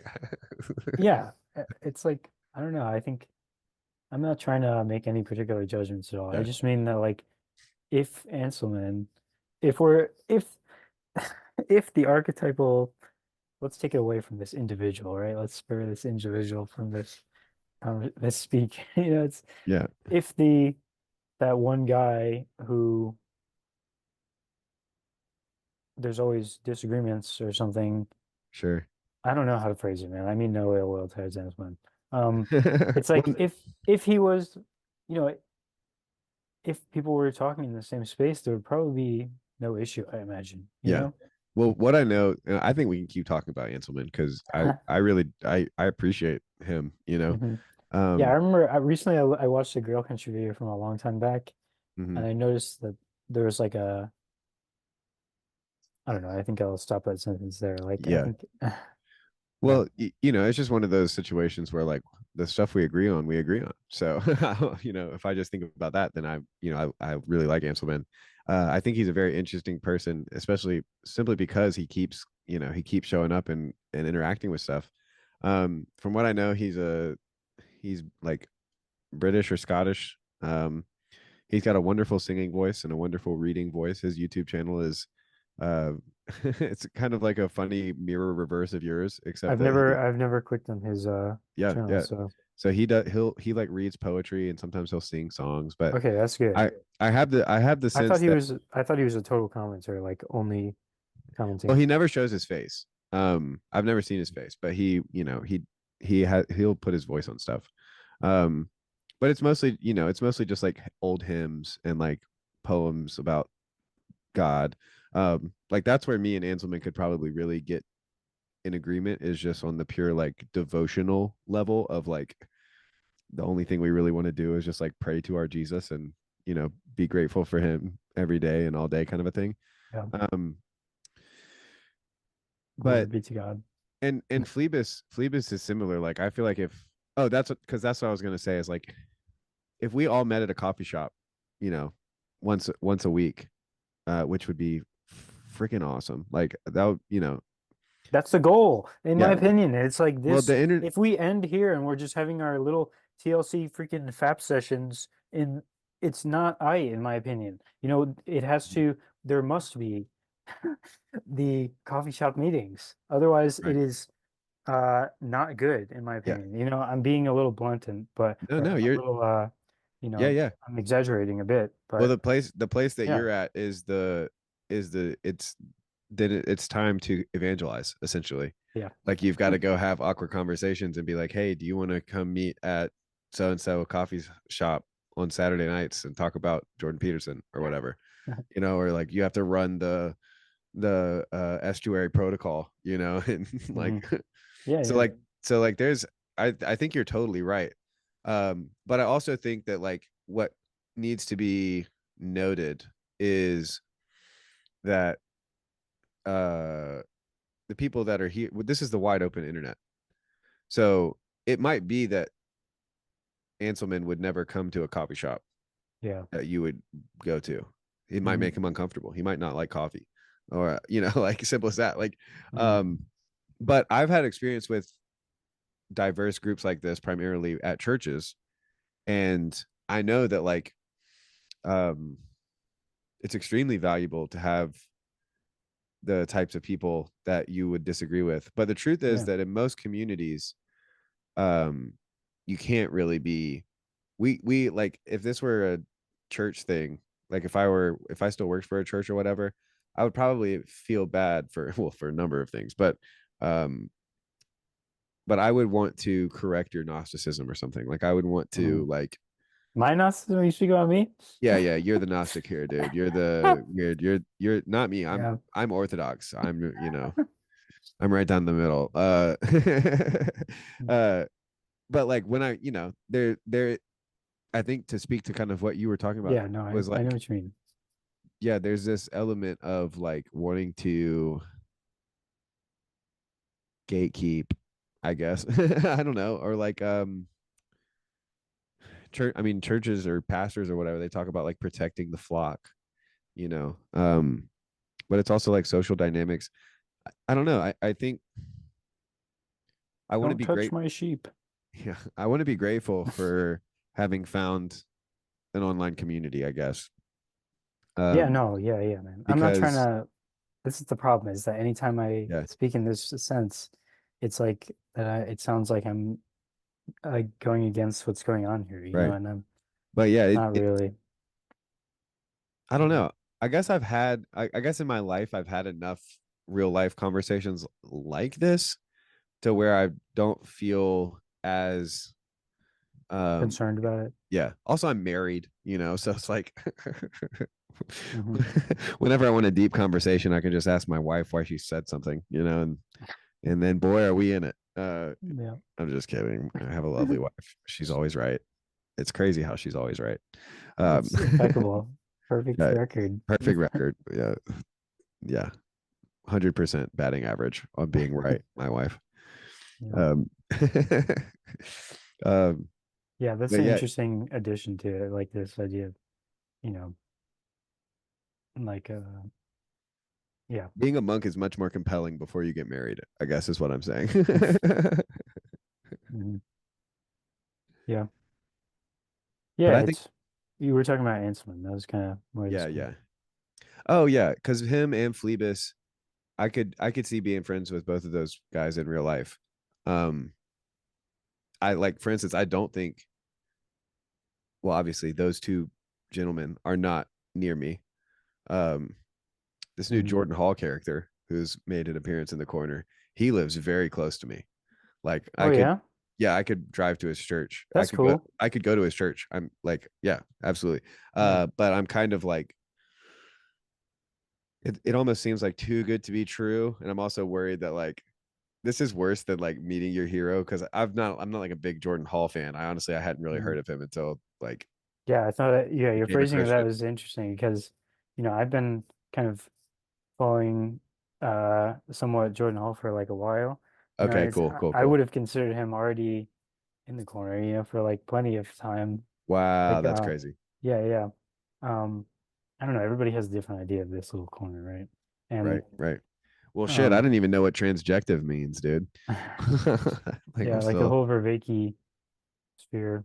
yeah. What I That's lack kind in knowledge, I make up for in confidence, though. So it's all good. yeah, he uh, was he was big in Vervaeke verse. Um yeah, and um yeah, I like him. I think he's cool. I haven't really followed closely this um recent turn him of giving his events. life to the Lord.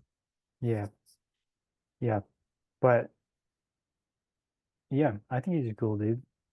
Well, Um I kind of want to go to his church, but it's like meeting, don't meet your heroes. But he's not even my hero. It's his church. mhm, His church is my hero at this point. I'm like, he's found this mhm, place where you could legitimately wrestle with, mhm. like a confessional church that won't kick you out because of your confessions not being the same as theirs. Like that's always what I've wanted this whole time. Is that what he's saying he's found? No, um that's what Luke is hoping that he's found. Hmm. Because all signs point to that he's just kind of joined a um evangelical house church, essentially. Oh yeah.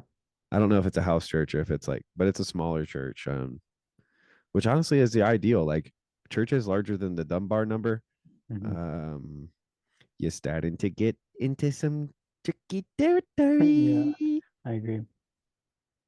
Yeah.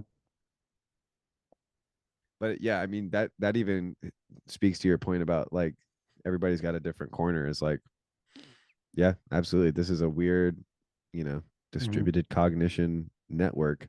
Yeah, I really Uh, like the idea of like how the corner is perhaps all the viewers as well of all the channels.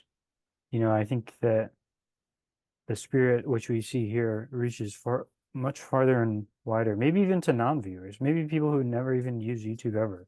It's Yep. like this uh this kind of recognition and holding up of a kind of way of talking with each other that's not really based on propositions so much as it is based on um the telos in general, and like the The vibes, man. yeah, the vibes. And also, I'm hesitant to say the community aspect because, as we just went in, there's this whole thing about that where it can go either way. But, I think that's part of it as well, just the friendliness. Yeah, I think that that reaches probably way further than we realize, Yeah, just absolutely. through the butterfly effect and such. Yeah, who knows? All the Like, corner. Make the world the corner. yeah, make the yeah, square the circle. Yeah, something. That's interesting. Was somebody Chad did that thing recently? Did you follow that thing that he did? Chad does a lot of things, brother. That's true. The squaring of the circle. He did. I remember he had a video that had like graphics. Yeah, I don't. I had a really long conversation recently with Neil about an aspect of that. Is that the one that's going up? Yeah, yeah, yeah. Nice. Yeah, I'm That's the excited to one. watch that. Yeah, we talk about beauty, beauty being a moment. We talk about Mm. like the transcendental, the good, the true, and the beautiful. I don't remember most of the conversation because it was like in the middle of that conversation that I started getting a headache, Mm. and that was like yesterday afternoon that we talked or whatever. Mm. Maybe there's a point that you forgot that you weren't supposed to forget. Yeah, well, or I tend to think if I forget stuff, I mean, especially with something that's recorded, I'm like, my brain has no reason to even remember it in the first place Mhm. because I'm just like, Mhm. I'll be able to watch it again, I guess. But um, it's all being recorded. Our whole lives are being recorded, and they're going to be Yeah. played back to us on the last day of judgment. Don't Um, forget you're being recorded. That's a Chris Petkow quote from one of his raps. Oh. um, what were we talking about? Holy hell, my brain just emptied. Um, I just had total brain kenosis. the cloud of unknowing has poured out, The poured cloud out, of knowing has poured. descended on us. Yeah, It's condensed. I'm now in the ocean of unknowing. a thick fog of unknowing. Um, Oh. I was talking to Neil about yeah, like the good, the true, and the beautiful. And Chad's it's yeah, almost yeah, like yeah. it's kind of a model. I think that's fair to say that what Chad was putting forth is a model, Mhm. but it's a model A of how cosmogram, perhaps. maybe Anyway, forgive and my. Yeah. it's a model of how models interact with stories which interact with persons or whatever, Mhm. and how you can have stories and like models nested in stories or stories nested in models and all of those nested in a person. um it was very um compelling stuff, I guess I'll say. Yeah, I think I'll rewatch this video before listening to your conversation because I really like that visual way of thinking and stuff. Yeah, It's non-propositional, you know.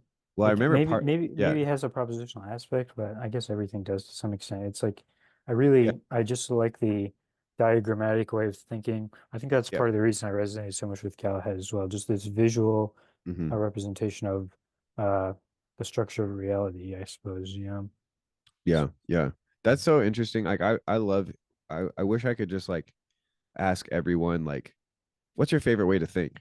Mm, Like, do you like thinking in mhm. stories? Do you like thinking in models? Do you like Yeah, thinking? musically. Yeah. Yeah. Do you like thinking musically? um do you like to think about the future? Do you like to like Mhm, daydream, like just let your imagination run wild? Are you mhm, constantly thinking about your to-do list? uh yeah, because to me, so what I was I was compelled, like it was very compelling to me.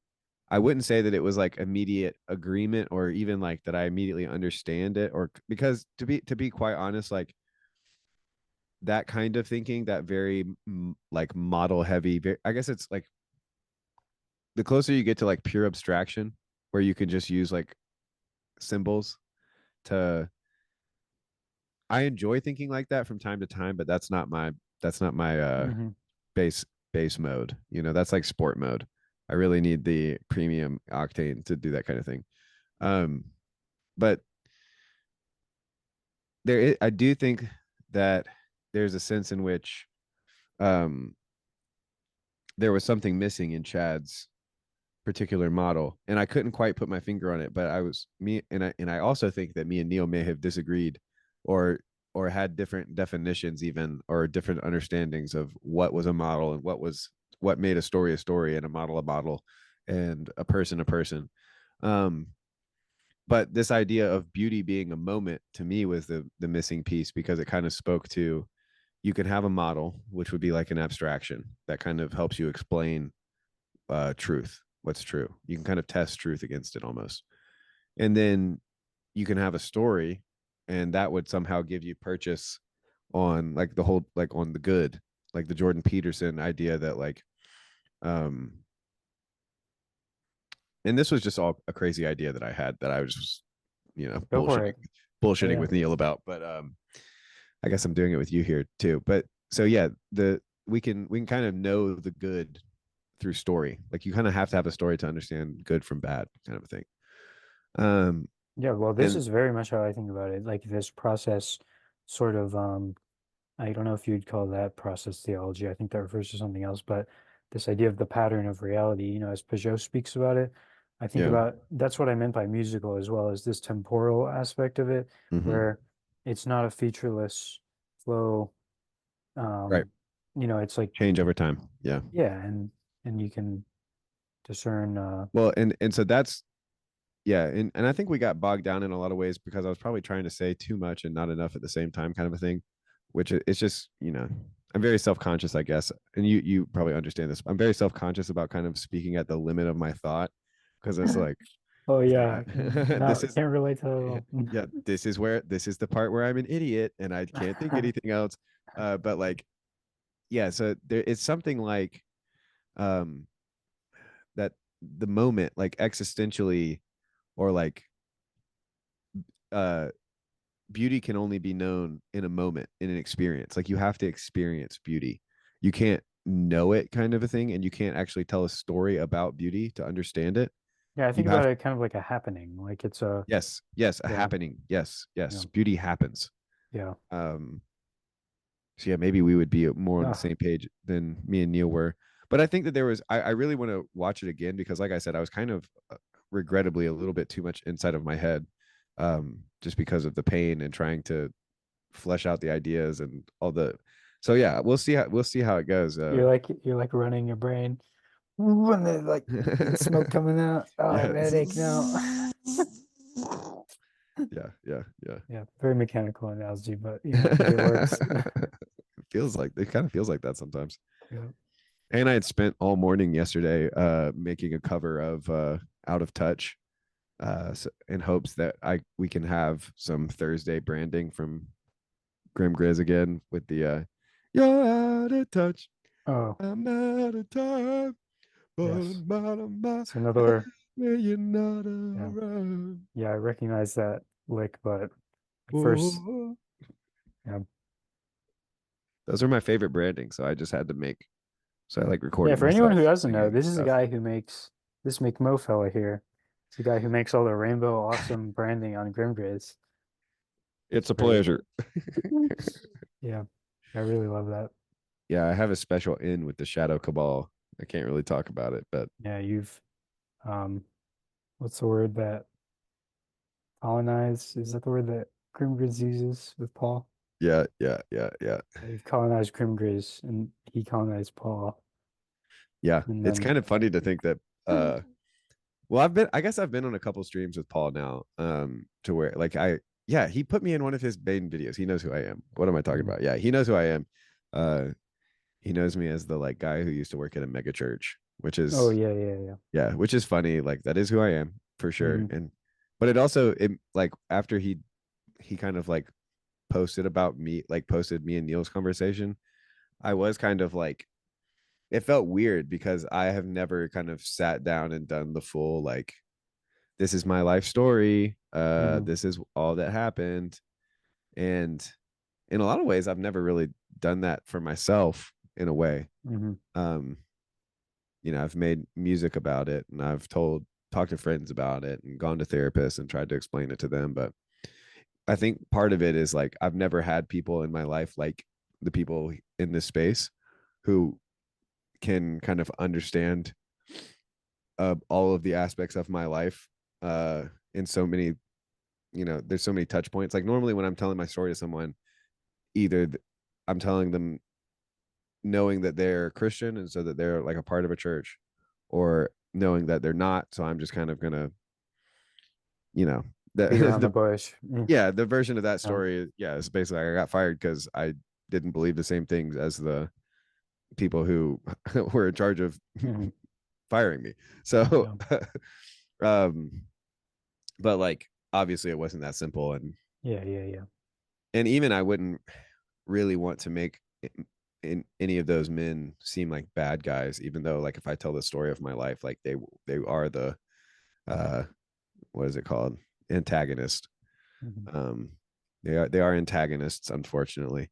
But Mhm. yeah, it's weird being all like, there's a sense in which the people here are extraordinary, you know. And I think that you were almost about to say that, like, or yeah, talking about doing it in real life. That's one thing that I wonder about, which is, and Paul's doing this probably more than PVK is probably doing this more than any other person. Um, but bringing the ideas of the stuff that gets talked about here to everyday people for purposes of helping them.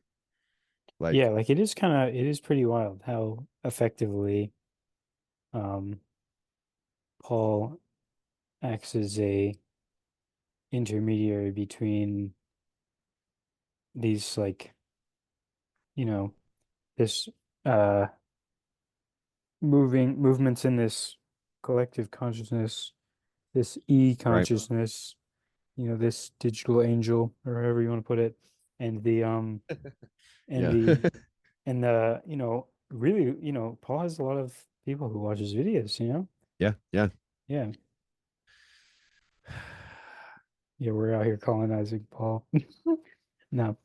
We're colonizing Grimm, who's colonizing Paul. We're all Yeah. connected as like Yeah. nodes. The funny thing to me is that like, well, I I'm so happy to have friends to talk about all of this stuff. But I really, when I first started the corner, I just wanted all of these people to listen to my music.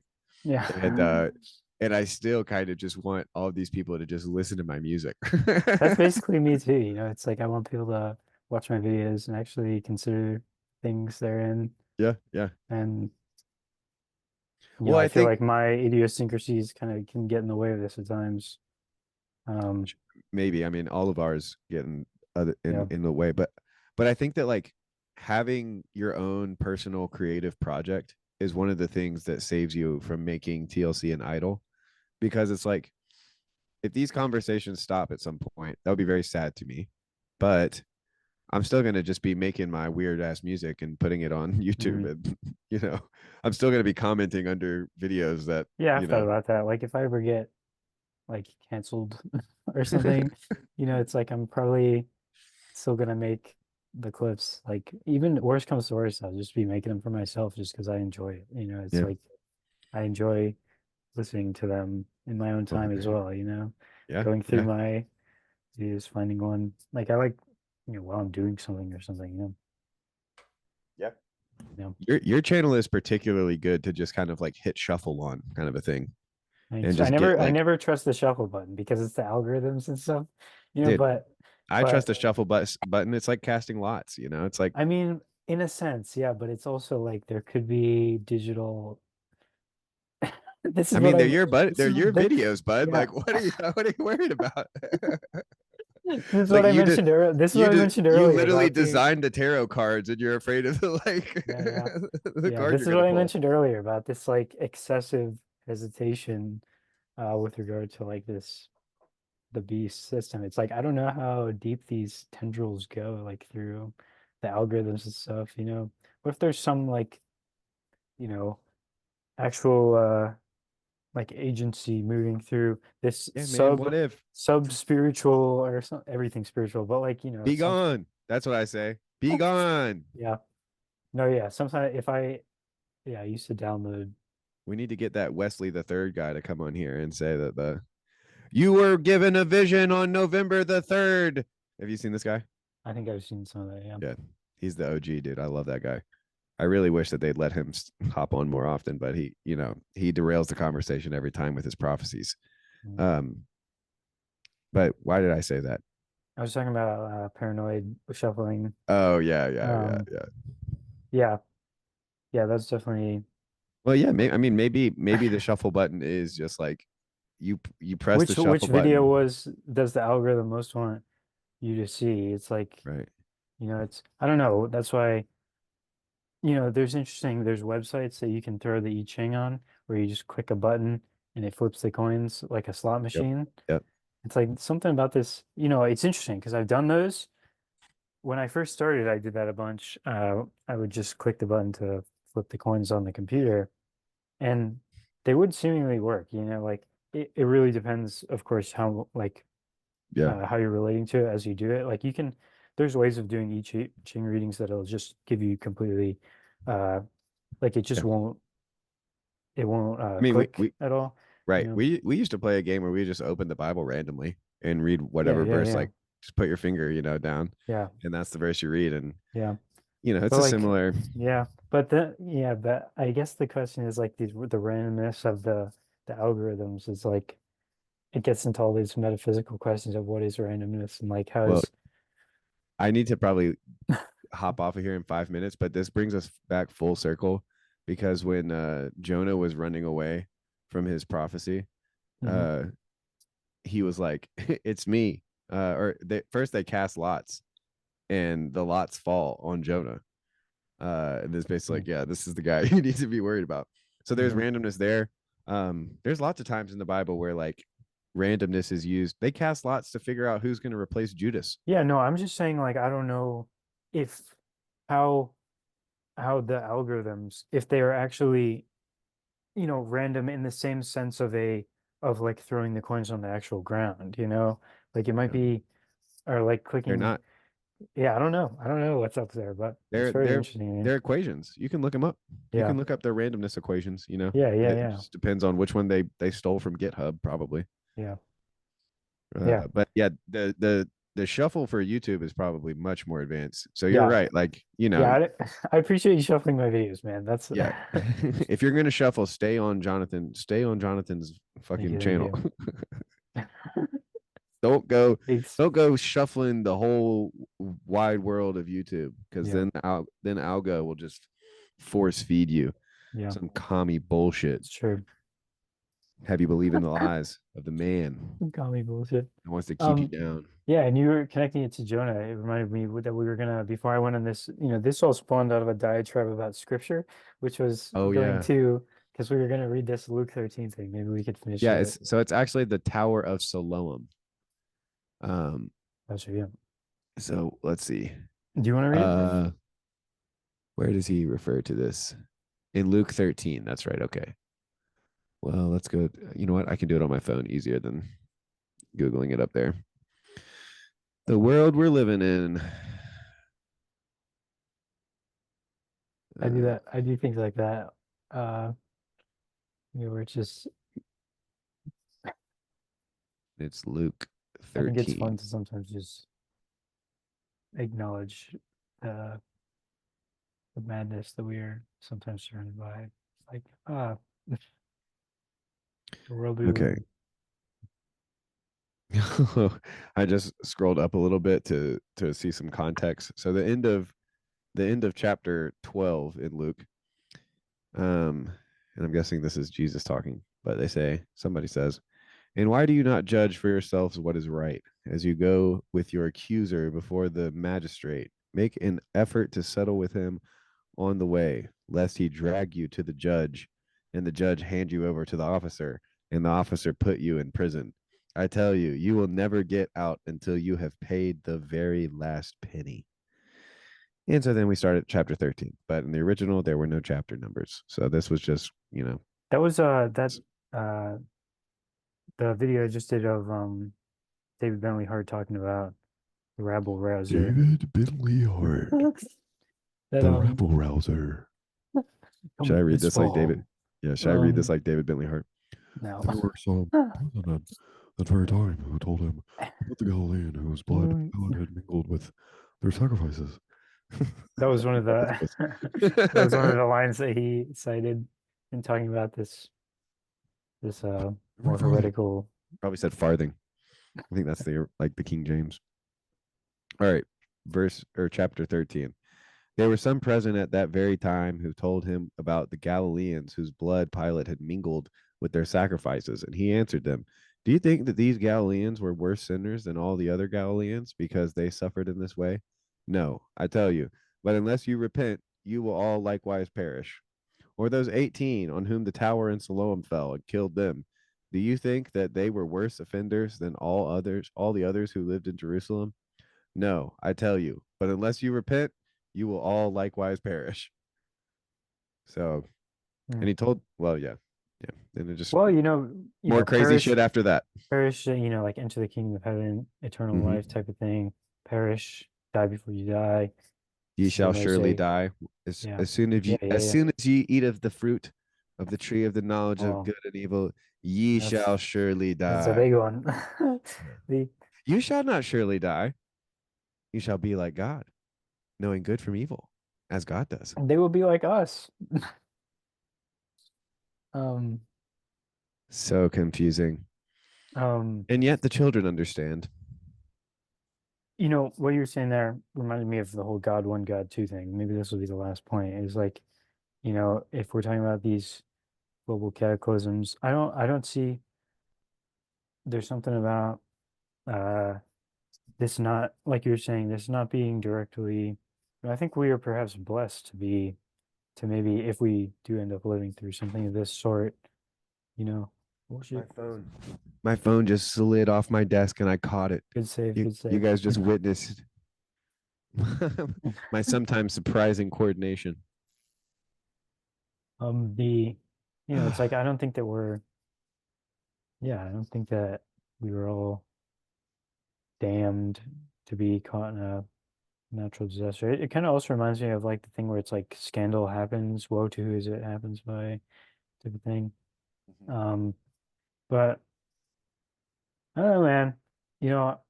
He asked you the question. It's like, do you think that like that we're worse than Sodom and Gomorrah right now? There's some people who like, yes, it's worse. I don't know though. Like I don't. We are 'cause- worse than Sodom and Gomorrah.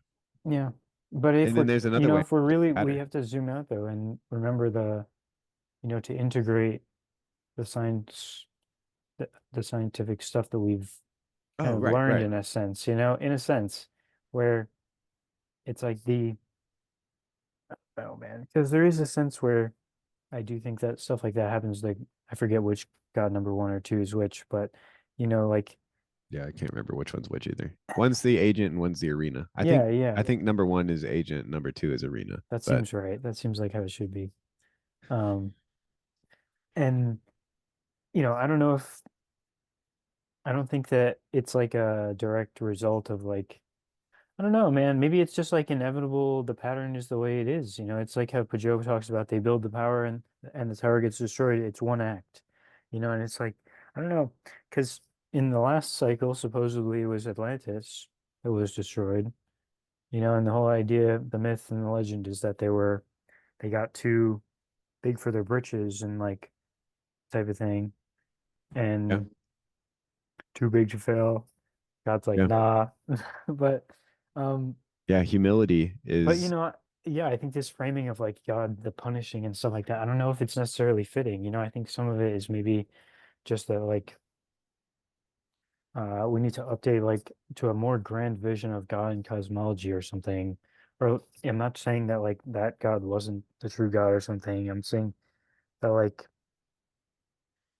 Well, I get the Yeah. impression that one of the things that Jesus is doing in his response there, um, is like I mean, far be it for me to try to explain Jesus, but I do think he's kind of pointing to what you're talking about. That it's like I think that it's a rhetorical question. Like I think that he's saying like, do you think that those were like the worst sinners in Galilee, and that's why they died that way? Do you I think see that what you mean. Yeah.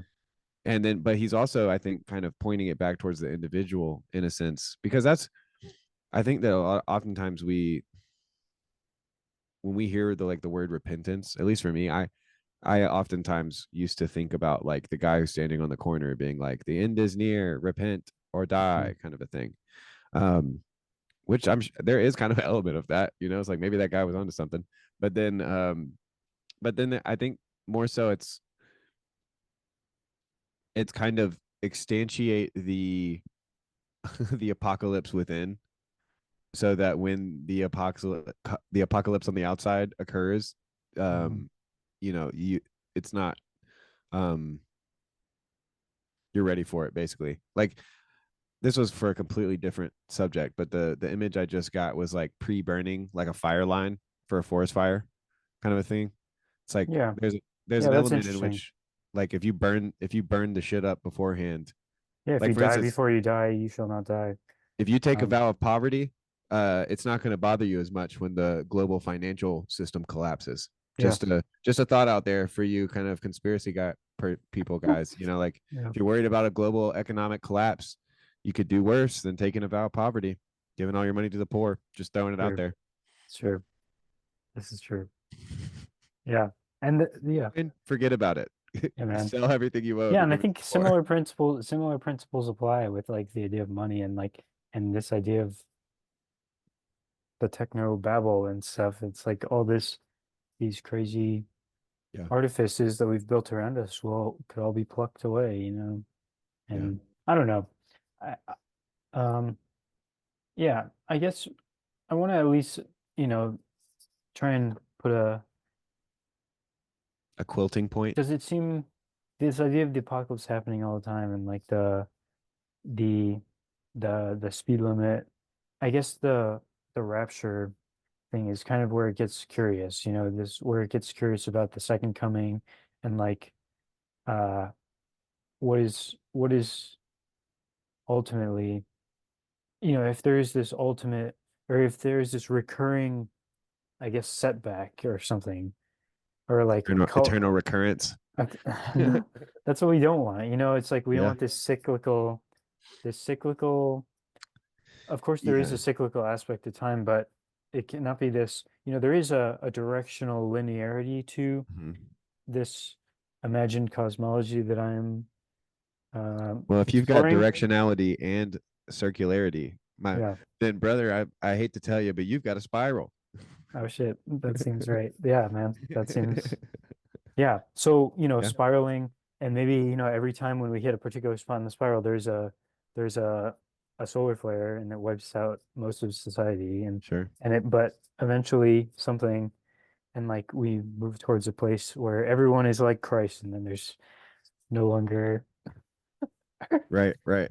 that's Yeah, obviously not like, yeah. it's too simplified and Well, something, that but makes me that's the type of thinking that reminds me of like some of the apologetics I grew up listening to, where they would debate like if this is the best of all possible worlds or like the worst of all possible worlds, kind of a thing. Mhm. Um, and so oftentimes you'll hear people say this as like a justification for like bad things happening to good people or whatever. It's like Mhm. God had to allow us to have free will, and he's only letting Jesus hasn't come back because he wants more angels in his, ranks or whatever. Um, but my preference is, and I'll just state it as a preference because, it's not worth getting into, but my preference is to believe that like everything kind of like everything happens for a reason, Yeah, yeah, yeah. and that the power that has placed me in the present moment is trustworthy, I guess. Mhm. Those would be kind of two rock bottom Mhm. But um but to a certain assumptions that I extent, have. it's to a certain extent. Like if you go and walk off your balcony, you know, I guess if you have the faith to move mountains, maybe you'll fly away, but it's like Yeah, there's a certain aspect where, it's like you, like sometimes I don't know, I think I'm not trying to say that you're just like no, there's no worries ever, but it's like, do you kind of see what I'm getting at? It's like it's a real there's Hakuna Matata issue. perhaps You see, it means no worries. perhaps yeah, No, that's no, I don't think that at all. Um, so maybe another way to place it is like, um, I'm saved from a lot of doomsday prepping just because I'm too narcissistically obsessed with myself in the present moment, kind of a thing. Um, and I'm not conscientious enough to plan for the future in a way that's like helpful well, yet. nobody wants to consider the reality that we might, be struck by a massive climatological disaster in like less than 30 years. Yeah, yeah, Nobody who likes to actually right. Well, entertain this possibility, and it's the same thing as saying like you'll probably know somebody at some point who dies in a car wreck. That's probably at some point you'll probably know somebody who Mhm. passes away in a car wreck. Um, to me, like I guess that would be my question you know to your consciousness Congress would be as like why is the end of the world as I'm about to say this is a dumb question.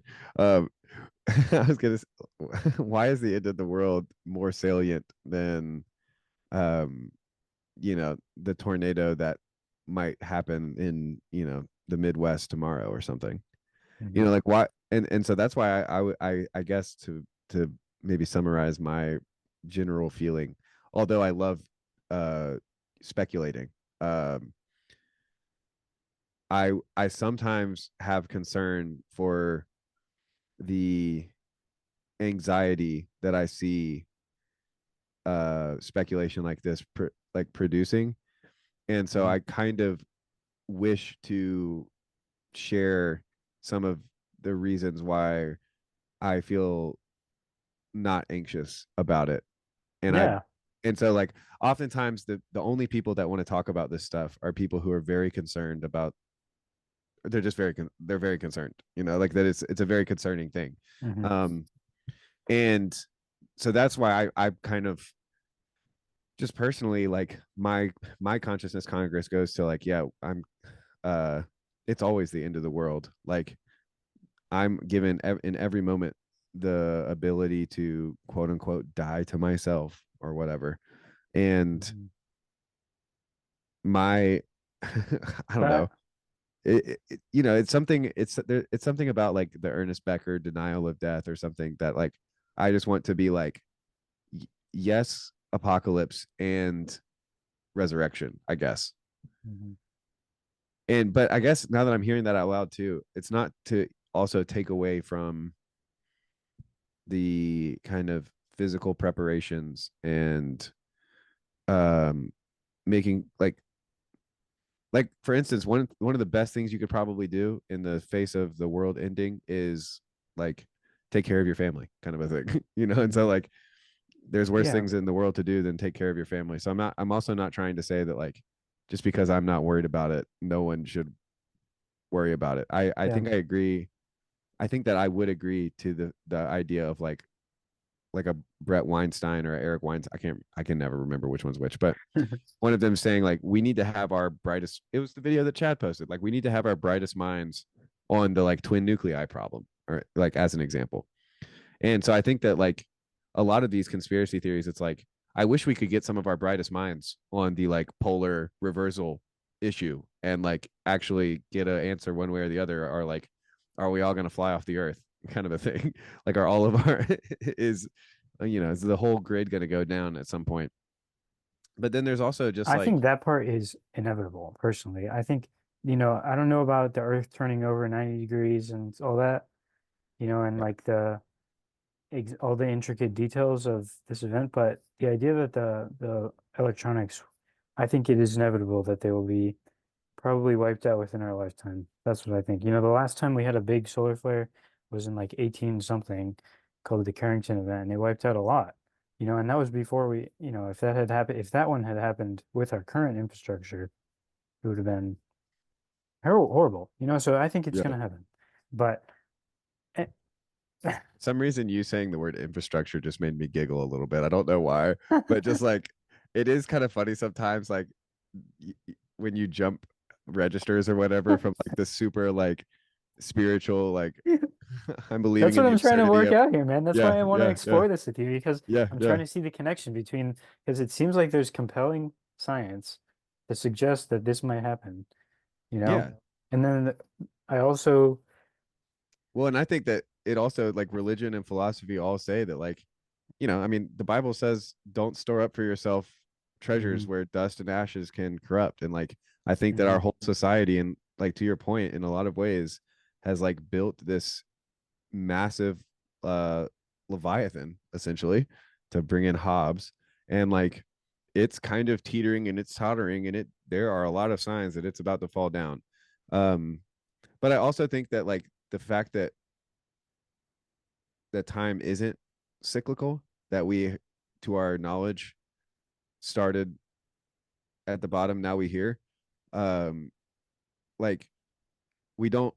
I think that it's like there's always some crazy shit that could happen, and it could be like the best of times, it could be the worst of mhm. times. Yeah, I think Yeah, the thing, like, there's different ways to think about apocalypse, right? Like the unveiling and like the end of the world, like Armageddon type of thing, and I think the apocalypse that I tend, I'm more so thinking, when I hear apocalypse, I don't think about this climatological thing. I think about the shifts that Galahad was talking about with like this unveiling of, the age of Aquarius. yeah, basically, and like the one world dying and a new world being born type of thing, like in terms of the world that we encounter through our mode of being.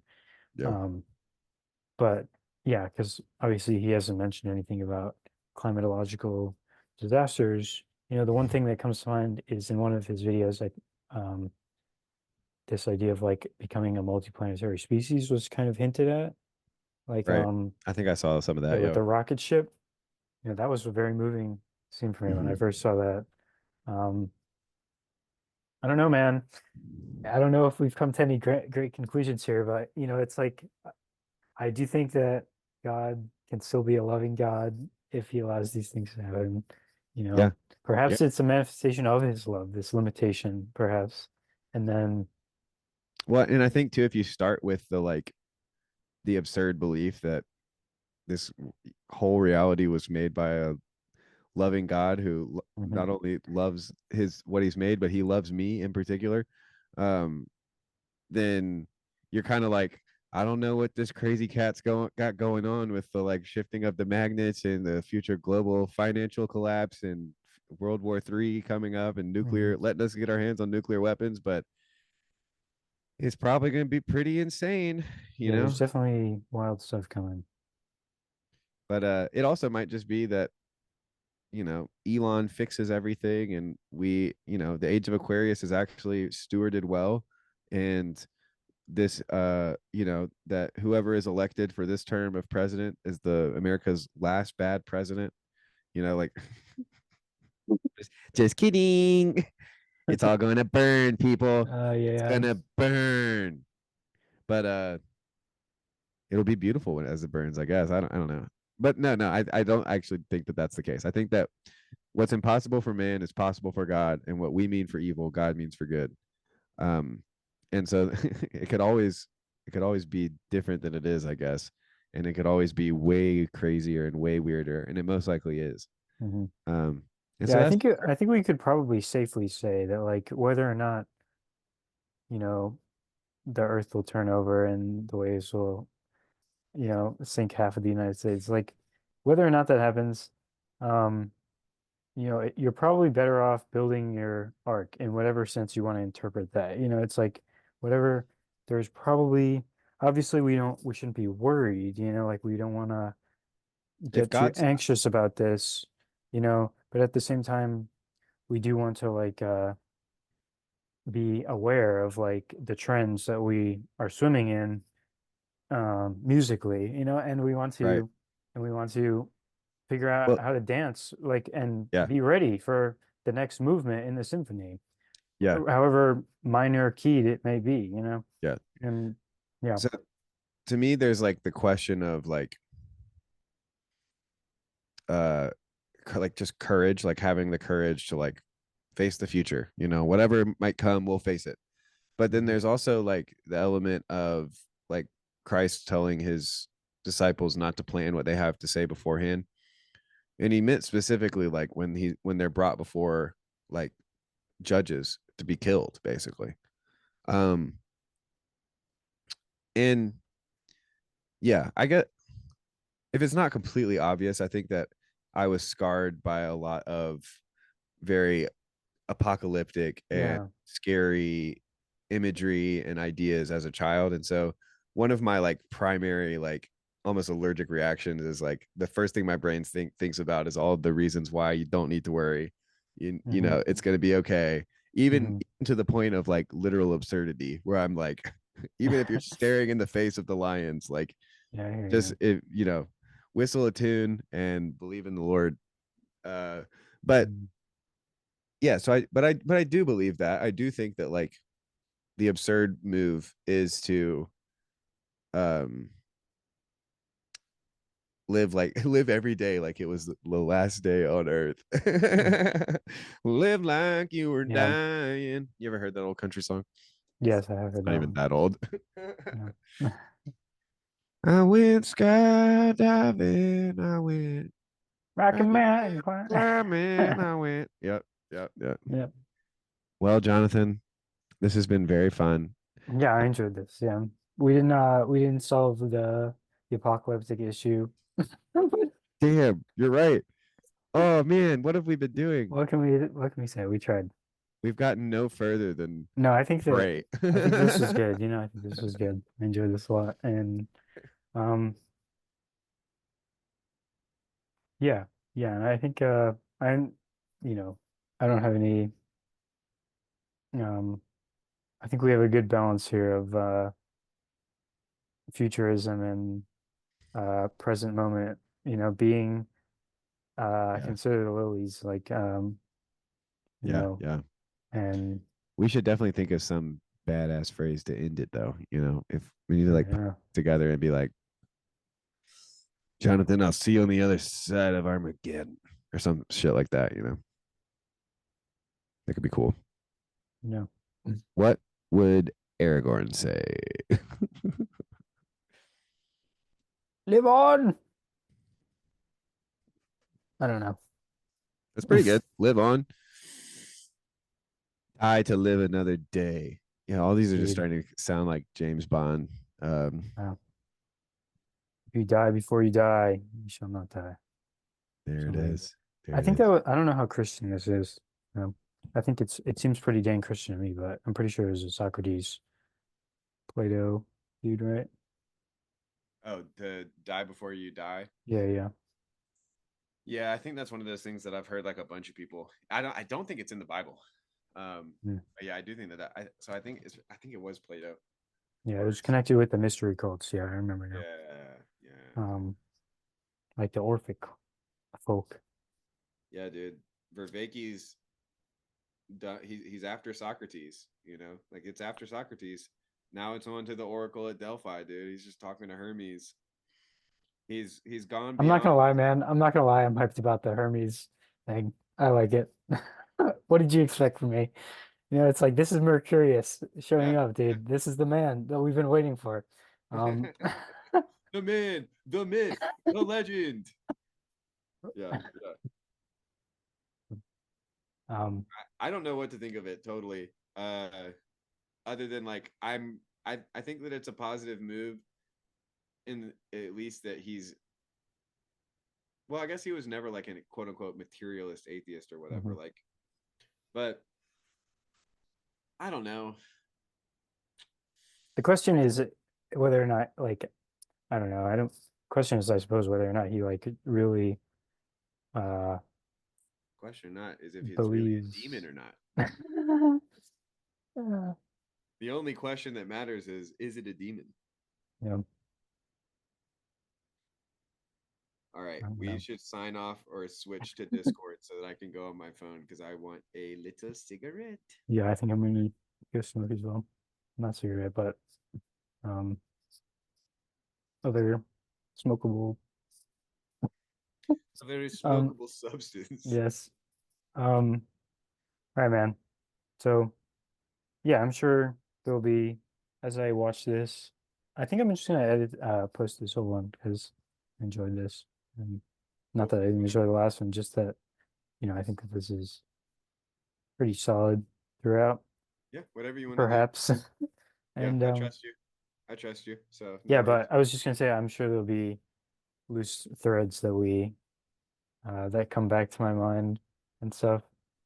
And I would be, I we didn't touch on some of the things that had come up as potential topics. So I'd love to do this again, of course. Yeah. Awesome. And Yeah, me too. Me too. I uh, don't want to take over your channel and be your like favorite recurring guest or anything like that, but yeah, I love no, talking with you, man. yeah, maybe next time we'll get like Gavin, maybe Chad. I think It'd it be would be good. fun to like watch the clips and just like let people respond to it. I think that that could be like a really um or or it could go horribly wrong and people could just be like, I don't get it. This is stupid. Why are you making me watch this? But The clips, watch which clips? just like press play on a Galahad video Oh and yeah, yeah, I might be down for that. like do the Yeah. PVK, almost do like a Yeah, PVK. that Like, that would be helpful, I think, because things come to mind. That's another thing for me is that there's this this large idea that I've been talking about. It's multifaceted, so it's kind of there's lots of cool. parts that I forget about. So you're telling me there's It's a kind of plan. whack. You got a mad master plan. Have you written it all down or anything? Not particularly. I have like outlines of videos that I tried to make communicating it. Um, Although, I just left the video I posted today, I think spoke to that pretty closely. It was Crowley's interpretation of this general area. And Yeah, I I'm didn't not get a a chance to watch your videos today. um yeah, and I left Galahad's doing a Q&A on Substack, and I left a question for him about that video. And then he responded, he's like, you can't leave videos as questions. So I was like, oh yes. The so I have to I'm gonna figure out maybe how to try and write it out a little bit more because I'm basically just curious about like what he thinks about this whole thing in general. Um, but particularly like one section of the Cosmos room and stuff. Yeah, So I think we when we talked last week or whatever, that was yeah, you were trying to figure out what to send him or something. yeah. Yeah, well, perhaps we'll get onto all this next time. So Yeah. Yeah. yeah. All right, dude. Well, All right, man. I have loved talking with you. I'm You too, going man. to go smoke a cigarette and Yep. try to settle down, get the vibes right to go night night. Yes. All right, man. I'm gonna stop the recording.